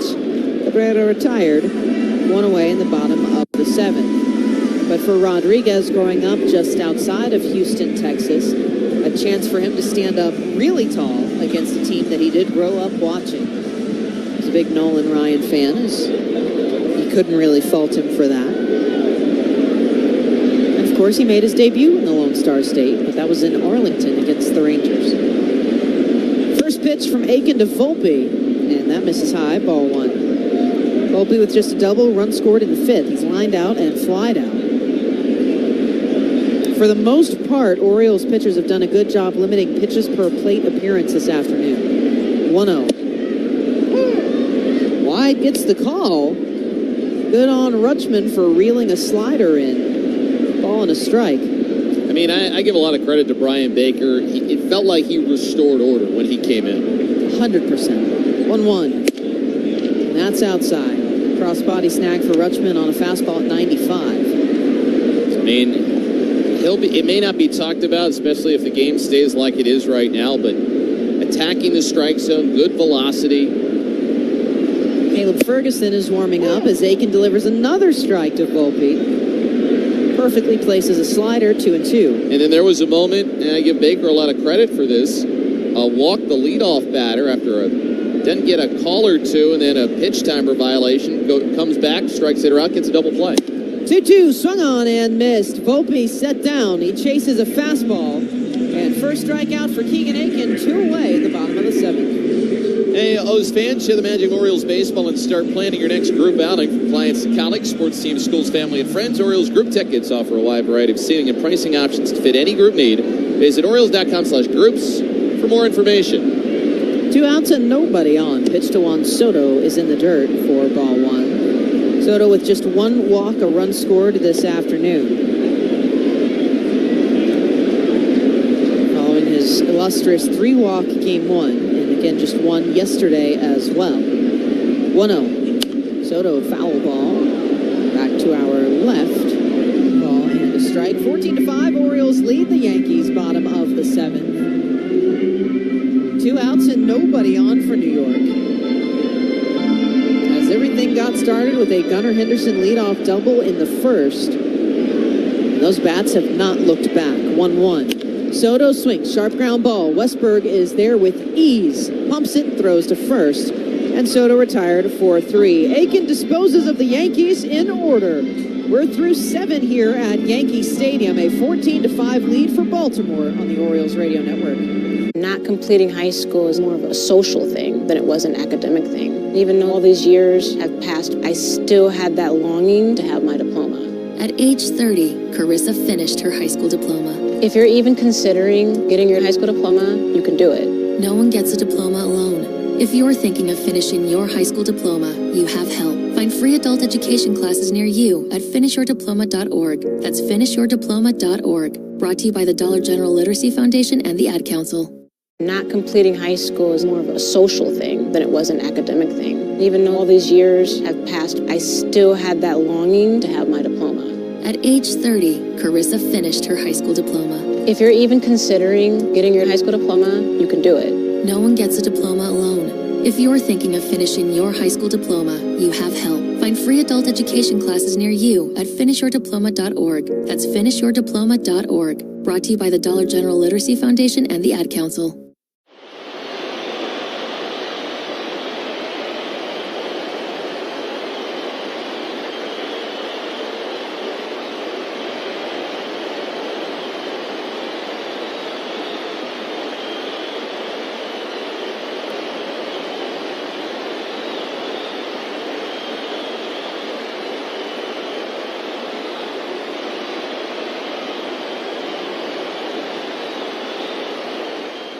I'm Brian Neiman. Join me weekday mornings 5:30 to 10 with C4 on WBAL Radio. We head to the Eighth inning at Yankee Stadium. Orioles with a stellar 14-5 lead over New York. Only 2 relievers coming in so far for Baltimore.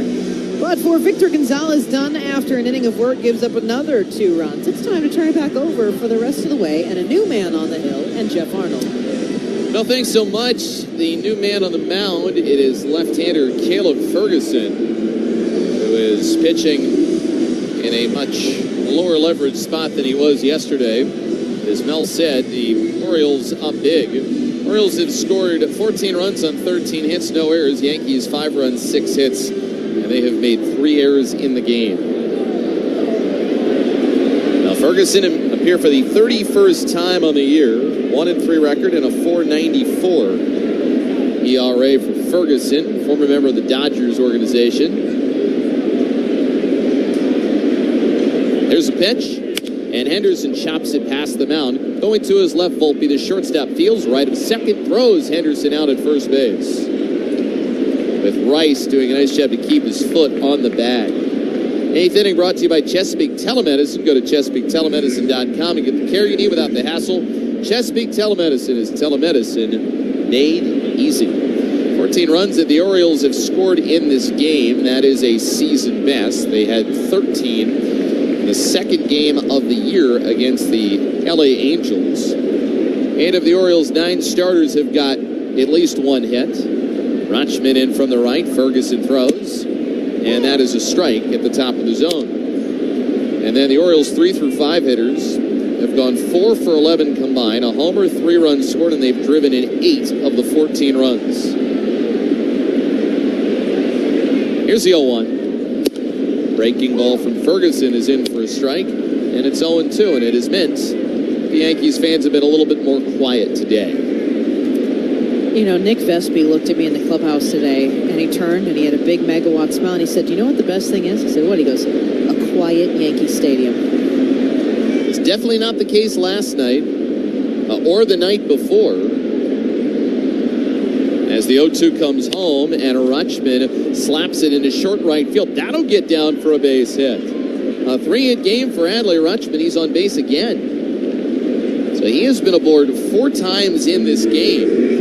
And there it was simply shorten up your swing and put the ball in the play. And he dropped it in front of the Yankees' new right fielder, Jahmai Jones. Jones has come in to play right field for Juan Soto.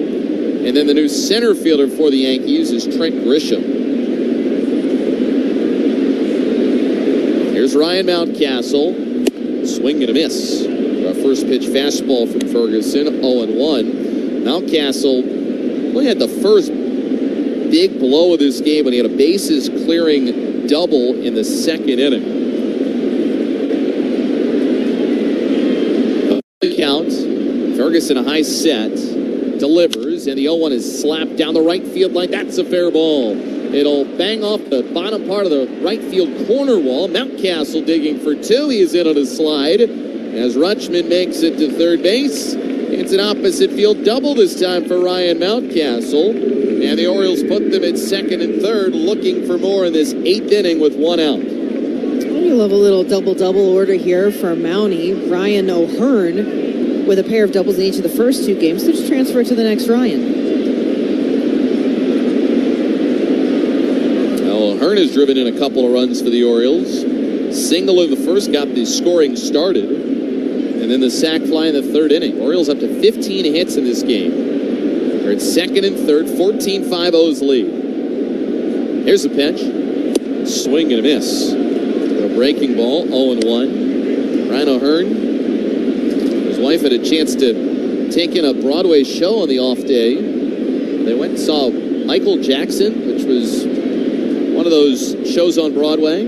As the 0-1 comes in, breaking ball, line through the right side, base hit. Rutschman scores from third. They're sending Mountcastle in. Jones is going to just relay it into second base. It's 2 more RBIs for Ryan O'Hearn in this game. Give him 4. And the Orioles, it is officially a Bronx beatdown. It is 16-5. They are 4 hits, Jeff, from tying that record-setting last July game. Again, if you had told us this is what was going to be the outcome today, we would have told you might have been a little crazy. But O'Hearn might want to just play the Yankees all the time with the series he's having.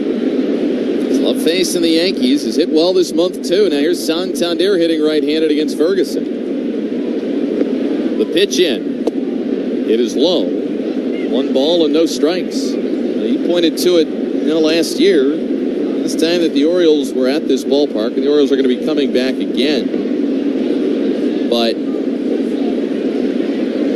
the Orioles, they torched the Yankees. Won 14-1 as that pitch is outside.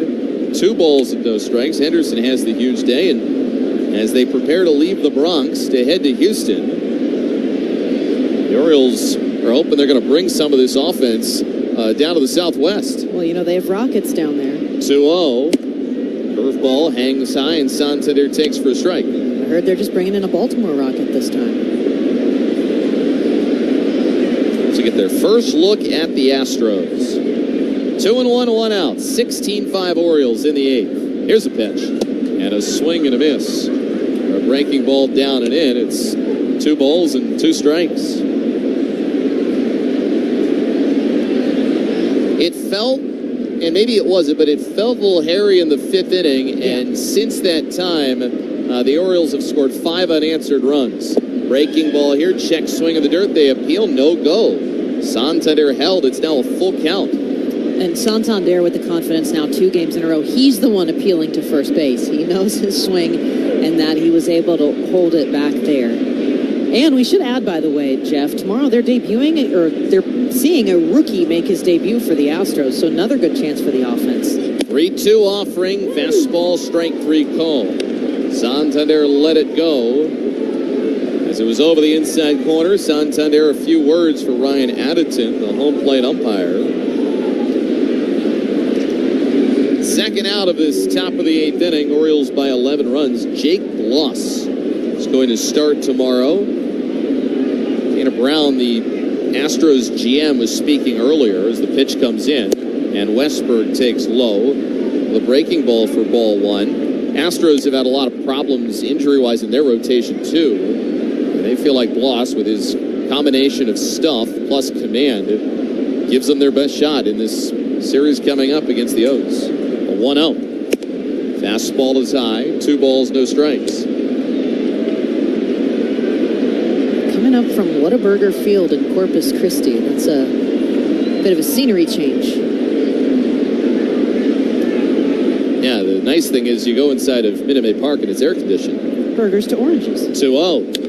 Swinging a foul back, 2 balls and 1 strike. Go to Corpus Christi in the middle of the summertime now. What's it like?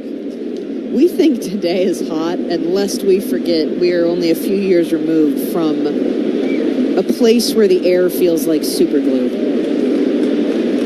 2-1, 2 outs. O'Hearn's off first. Here's the pitch. It's a wave and a miss. Westberg swung for the downs and ended up on his back knee. 2-2. Yeah, Corpus Christi, very hot, very humid. I'd say it's not a lovely place, but it's the home of Selena. The conditions are a little more hospitable in the air-conditioned Minute Maid Park. 2-2 pitch in the dirt, setting it to a full count. They did say a tropical storm is also set to come in on Houston. I'm really trying not to be cheesy here, Jeff. I just don't think they realized that the storm was the Orioles. Well, the Astros are going to find out if the storm's going to last for a couple of days. O'Hearn will travel on 3-2. Ferguson throws, breaking ball chopped out to shortstop. Fielded on a backhand by Volpe. Off-balance throw to first, beats Westberg by a step. Ending the inning, but O'Hearn drives in 2 more runs as Ryan O'Hearn now has more RBIs than any Oriole. He's got. Not completing high school is more of a social thing than it was an academic thing. Even though all these years have passed, I still had that longing to have my diploma. At age 30, Carissa finished her high school diploma. If you're even considering getting your high school diploma, you can do it.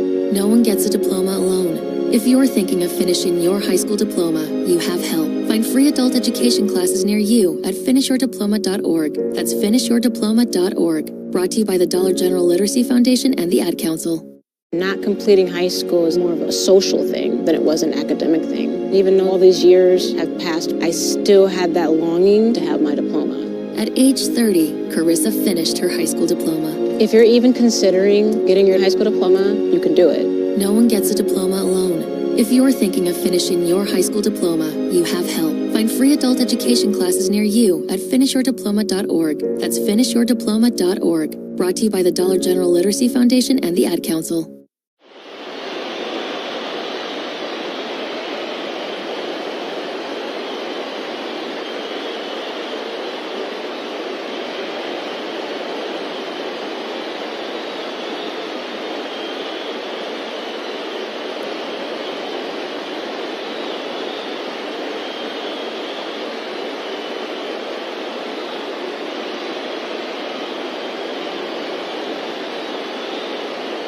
With savings up to $20,000 off sticker. Shop TateAuto.com for over 800 vehicles available today. Nobody has what Tate has.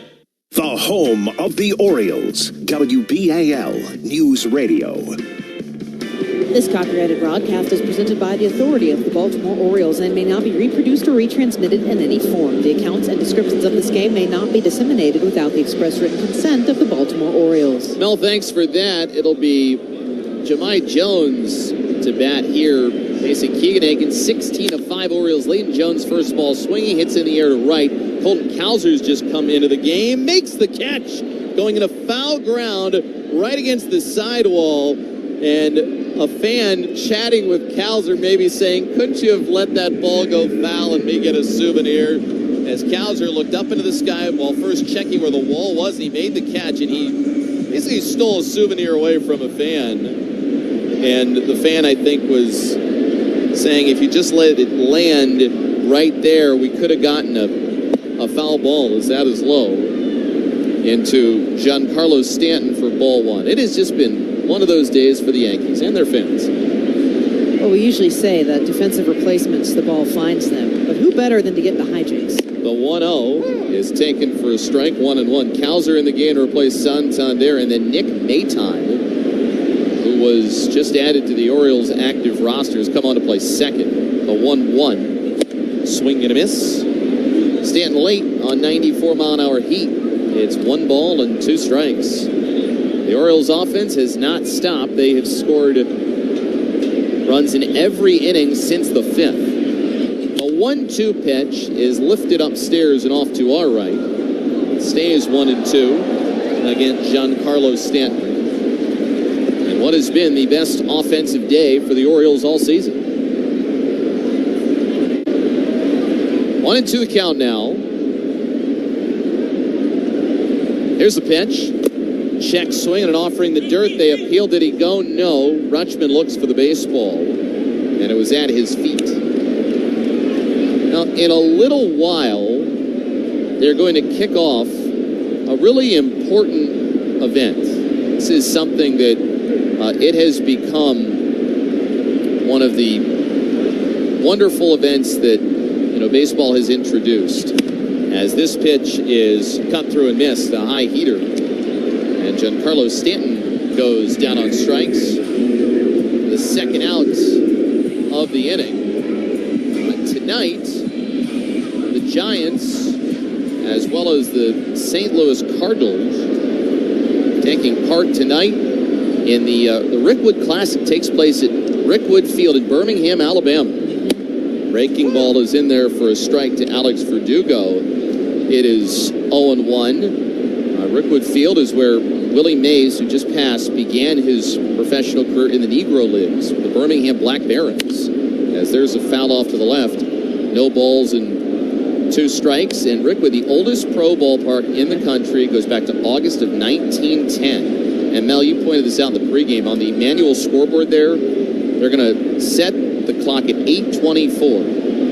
Number 8 is the number that Willie Mays wore when he was playing for the Black Bears, number 24 when he played for the Giants. It's really, really cool. 0-2 pitch down and away. And interestingly enough, they have the oldest pro stadium. You just mentioned it's the first time that his Cooperstown Hall of Fame plaque has ever traveled outside of Cooperstown. It is at this event. Do you know where the oldest amateur baseball park is in the country? Enlighten us. 1-2 pitch off the fist. Third base, it's in the air. Urias walks towards the foul line and makes the catch, crossing into foul territory. Springfield in Mobile, Alabama. They own both of the oldest ballparks, Jeff. You'll be thinking about Willie Mays tonight. And the Orioles...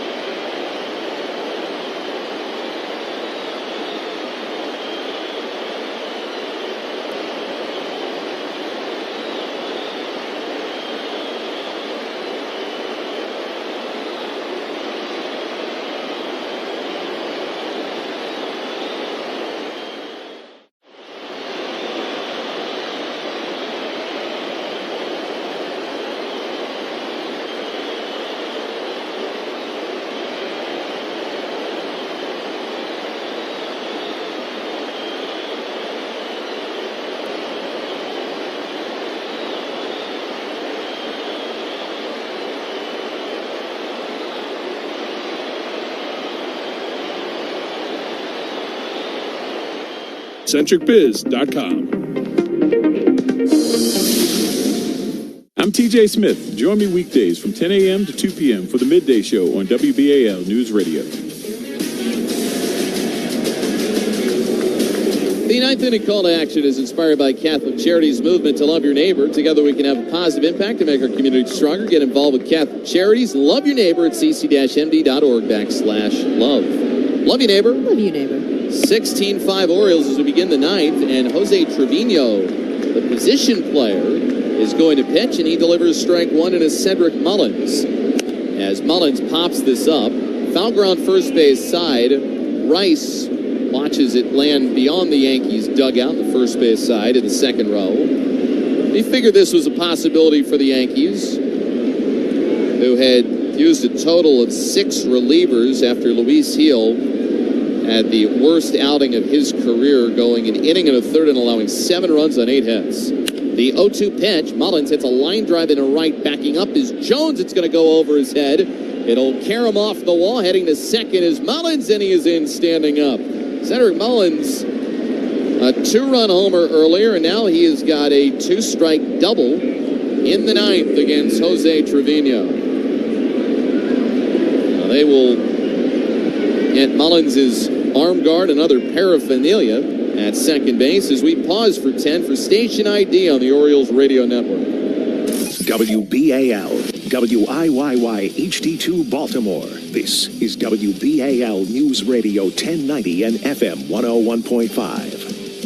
16-5 Orioles in the ninth inning. Ground ball by Austin Hayes to deep third base. LeMahieu Fields slings it across and retires Hayes at first base. Mullins will stay at second. Jeff Mell, Ribeye Reese Levin with you. And the Orioles about to claim their 22nd series inside the division where they have not lost. So that would set a record in the divisional era, which goes back to 1969. And they have done it while posting 16 runs on 17 hits. This pitch is high from Trevino, a 57-mile-an-hour mystery pitch. 1 ball, no strikes. They're calling it a slurf. 1-0 pitch, line drive into right field. That's a base hit. Mullins is going to stop at third base as Jones will throw it towards the pitcher's mound where Trevino just catches it. Opposite field single. First and third, 1 out. 16-5 O's. And now it's going to be Jorge Mateo who's going to hit rather than Gunnar Henderson. It's really interesting, Jeff. Trevino is not opposed to pitching. He would rather be the guy to go out there and do it. But they've said the biggest problem is he really wants to actually figure out how to throw a curve. And like, we just need you to pitch. Just do that. But he's developing one. Get us to the finish line. As Mateo hits here. And take Gunnar Henderson out. Right on right matchup, and it's a first pitch strike from Trevino. For Jose Trevino, this is his second time pitching in a major league game. The 0-1 pitch, a pop-up foul over the screen. No balls and 2 strikes. Most hitters would tell you that it's really hard to hit off a position player because you go from usually mid-90s down to mid-50s. The 0-2 pitch is a line drive caught by LeMahieu at third base. Everybody stays put. El Mateo thought he might have a double off of Trevino. Instead, it's a line out courtesy of LeMahieu's leaping grab. 2 outs, they're at first and third. 11-run Orioles lead, and now Adley Rutschman's going to get his chance against Trevino. I really want to know the last time we had a catcher pitching to a catcher, and obviously a catcher catching. Pitch is outside. 1 ball and no strikes. Paging Jason Stark, if you happen to be out there. His Weird and Wild column, a must-read. The 1-0 pitch is taken outside. 2 balls and no strikes. No, he's absolutely great. And by the way, I mean, what about that? Just 2 different third basemen, both Oswaldo Cabrera and DJ LeMahieu, ripping balls out of the sky. 2-0 pitch in there for a strike, 2-1. Now, he might be throwing in the mid to upper 50s, but at least he's accurate. 16 5-0s, 2-1 offering. Rutschman, big swing, foul ball off Austin Wells, who had to come on to catch once Trevino went into pitch. I think the remaining Yankees fans here, Jeff, are salivating at the thought of a Trevino strikeout right now because the excitement of getting him into a 2-strike count. 2-2. Rutschman takes in the dirt for ball 3. Ramp that one up to 62. I mean, if you're going for the strikeout, you got to give him your base stuff, right?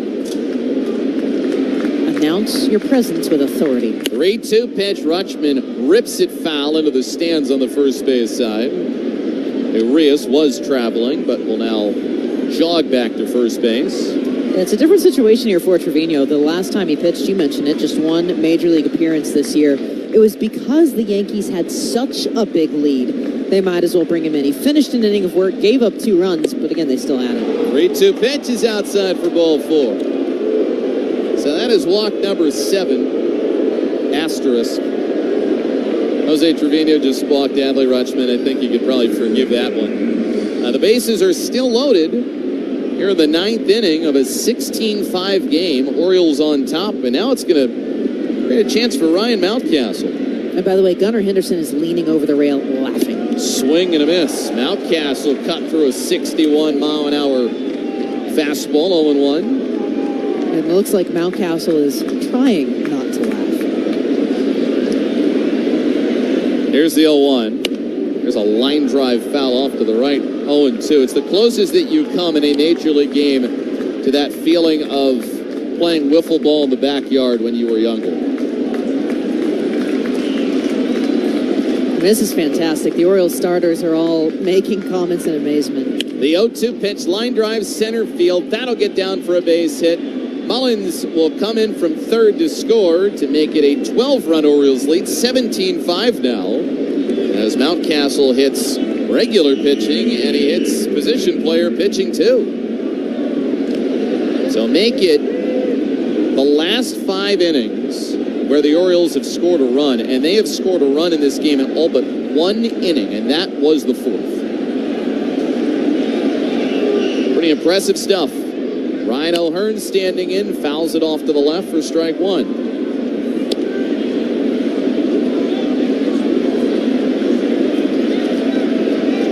Trevino, good pace on the mound. 0-1 pitch, flutters high, 1 ball and 1 strike. 8 of the 9 in the lineup, Jeff, with multi-hit games today, and Urias reached 3 times. 1-1 pitch is fouled back for strike 2. Total onslaught here in the Bronx. Their last night's game was an instant classic. This one is not. The 1-2 is outside. 2 balls and 2 strikes. There was a moment, as we said, in the 5th inning where the Yankees were threatening a bit. 2-2 way outside for ball 3, and then the Orioles offense got rolling like a locomotive again. And what a privilege it was, though, that the only threat was that it would be close. 3-2 pitch, line to center field. Grisham started in, now goes back. He makes a basket catch, ending the inning. So Jose Trevino, the damage against the position player, it is 1. But it is now 17-5 Orioles. Not completing high school is more of a social thing than it was an academic thing. Even though all these years have passed, I still had that longing to have my diploma. At age 30, Carissa finished her high school diploma. If you're even considering getting your high school diploma, you can do it. No one gets a diploma alone. If you're thinking of finishing your high school diploma, you have help. Find free adult education classes near you at finishyourdiploma.org. That's finishyourdiploma.org. Brought to you by the Dollar General Literacy Foundation and the Ad Council. Not completing high school is more of a social thing than it was an academic thing. Even though all these years have passed, I still had that longing to have my diploma. At age 30, Carissa finished her high school diploma. If you're even considering getting your high school diploma, you can do it. No one gets a diploma alone. If you're thinking of finishing your high school diploma, you have help. Find free adult education classes near you at finishyourdiploma.org. That's finishyourdiploma.org. Brought to you by the Dollar General Literacy Foundation and the Ad Council.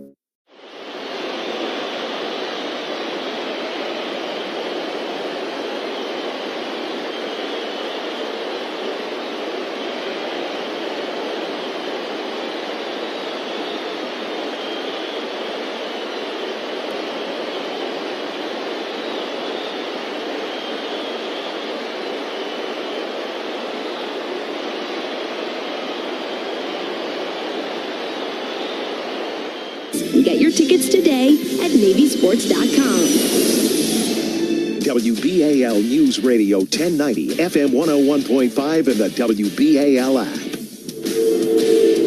The MLB Ballpark app will complete your next visit to your favorite ballpark. Buy and manage game tickets, redeem offers, access exclusive content, and much more. Download the MLB Ballpark app today.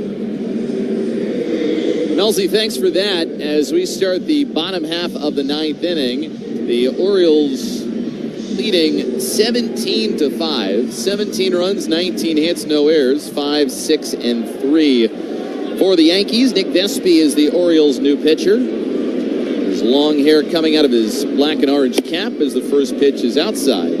1 ball and no strikes into Ben Rice. It is 1-0. LeMahieu and then Trevino to follow as the 1-0 way outside. 2 balls and no strikes. The Orioles will get to 49-25, and they will move within a half game of the first place Yankees. And Nick Vespi gets what he wants. Quiet Yankee Stadium. The 2-0 pitch is off the outside corner. 3 balls and no strikes.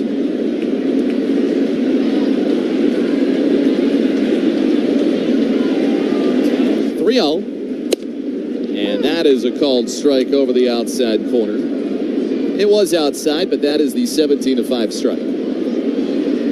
Jorge Mateo, he is playing shortstop for the Orioles. The 3-1 from Vespi is fouled back. Full count now. As Vespi has been up and down this year, he's kept a good attitude about it. Realizes that after this year, it's going to work a little bit differently because he'll be out of options. 3-2. Fouled back. So we'll send it to pitch number 7. He's got a lot of late night calls, but it's like, it doesn't matter when you call me. Call me. Call me. I'll be there. 3-2. Hit on the ground to deep first. Backing up is Mountcastle. Flips out of SB covering. He tags the bag and gets Rice for the first out of the bottom half of the 9th inning. And he is right now is playing pro baseball. And he is also planning a wedding a little bit, kind of like you and I are both doing. He is, yeah. And he was saying that he's going to get married in Italy. And they're in the process of finding their venue, and I figure it'll be more on the smaller size. As LeMahieu digs in right side. Here's the pitch. And it's a sword. And a disjointed 3/4 swing here from LeMahieu. No balls and a strike. And it is actually, somebody who's helping him out is the secretary of the Italian national team, as there's a liner in the center field. Mullins started in, now goes back into his left to make the catch for out number 2. And this person, who is also in addition to being the secretary of the Italian national baseball team, also is a wedding planner. And they have been helping Vespi and his fiance, taking pictures, showing him different venues, ideas. Now here's Trevino, the pitch. Taken down and in for ball one. And the nice thing about it, too, is this person is helping plan it. And apparently they allow them to drive the bus that they use for the Italian national team for guests. How about that? That's a fly ball in his center. Mullins underneath of it. And today it is a Bronx beatdown. Orioles win it 17-5. And for the first time in the divisional era, a team has gone 22 straight unbeaten sets against division rivals. Orioles accomplished the feat as they take 2 out of 3 against New York. And hey, Yankees, the Orioles are breathing right down your neck. They're within a half game of the first place Bronx Bombers as the Orioles take their second series against New York this year. A big win on a big day for the offense. A season high for the Orioles with 17 runs. We will recap it all, and we have the totals next on the Orioles Radio Network. Hey, I'm Cal Ripken. And I'm Adley Rutschman. We know a thing or two about looking out for our teammates on the field. And just like in baseball, we need to look out for one another on the road. That includes our roadside workers and first responders who dedicate themselves to keeping our highways safe. Every day they face risks to keep the roads running smoothly. So let's do our part to make sure we're all driving safely. Slow down, pay attention, and give workers the space that they need. Hey, Orioles fans, just like your team relies on solid fundamentals on the field, you need the right foundation for your feet. And that's where the Good Feet store comes in. Their team of trained arch support specialists will find a personalized solution for you to get out of pain and back to doing what you love. Don't let foot, knee, back, or hip pain keep you from coming to the yard. Swing in to comfort today by visiting goodfeet.com to find a store near you and book your appointment today. Ever wish your business had more fuel power? You know, a little something that just might help boost productivity. Well, United Concordia Dental delivers the fuel you need. Yep, it's dental insurance. Quality coverage that helps keep your employees' mouths and bodies healthy. Just think, fewer sick days, less sick pay. Up, beaming CFO. Ding! Learn how United Concordia can power your business. Visit fueledbyucd.com for important disclosures. Hi, this is Tori Snell. Be sure to catch my show weekday afternoons from 2 to 6 p.m. on WBAL Radio. Now the Orioles offense was burning in the Bronx as today they win it 17-5 against the Yankees in the team's best offensive showcase of the year. In today's game, the Orioles scored runs in all but one inning. That was the fourth. 1 in the first, 6 in the second, 1 in the third, 3 in the fifth, 1 in the sixth, 2 in the seventh, 2 in the eighth, and even 1 in the ninth against position player pitcher Jose Trevino. Here are the totals in full. Orioles 17 runs, 19 hits. No errors in this game. The Orioles, they left 14 men on base, and they were 8 for 24 with runners in scoring position. The Yankees, they were 5 runs, 6 hits, 3 errors. Yankees left 3 on base in the game. They were 1 for 3 with runners in scoring position. Winning pitcher in this one, it was Brian Baker. Inning and a third of scoreless baseball at a time where the Yankees felt like we're inching closer. Baker slammed the door shut, so he gets his first win of 2024 and is 1-0. The loss goes to Luis Gil, a guy who'd been one of the best pitchers in baseball, but the Orioles tag him for 7 runs on 8 hits in an inning and a third. He falls to 9-2. There was obviously no save in this game. It was played in... Not completing high school is more of a social thing than it was an academic thing. Even though all these years have passed, I still had that longing to have my diploma. At age 30, Carissa finished her high school diploma. If you're even considering getting your high school diploma, you can do it. No one gets a diploma alone. If you're thinking of finishing your high school diploma, you have help. Find free adult education classes near you at finishyourdiploma.org. That's finishyourdiploma.org. Brought to you by the Dollar General Literacy Foundation and the Ad Council. Not completing high school is more of a social thing than it was an academic thing. Even though all these years have passed, I still had that longing to have my diploma. At age 30, Carissa finished her high school diploma. If you're even considering getting your high school diploma, you can do it. No one gets a diploma alone. If you're thinking of finishing your high school diploma, you have help. Find free adult education classes near you at finishyourdiploma.org. That's finishyourdiploma.org. Brought to you by the Dollar General Literacy Foundation and the Ad Council.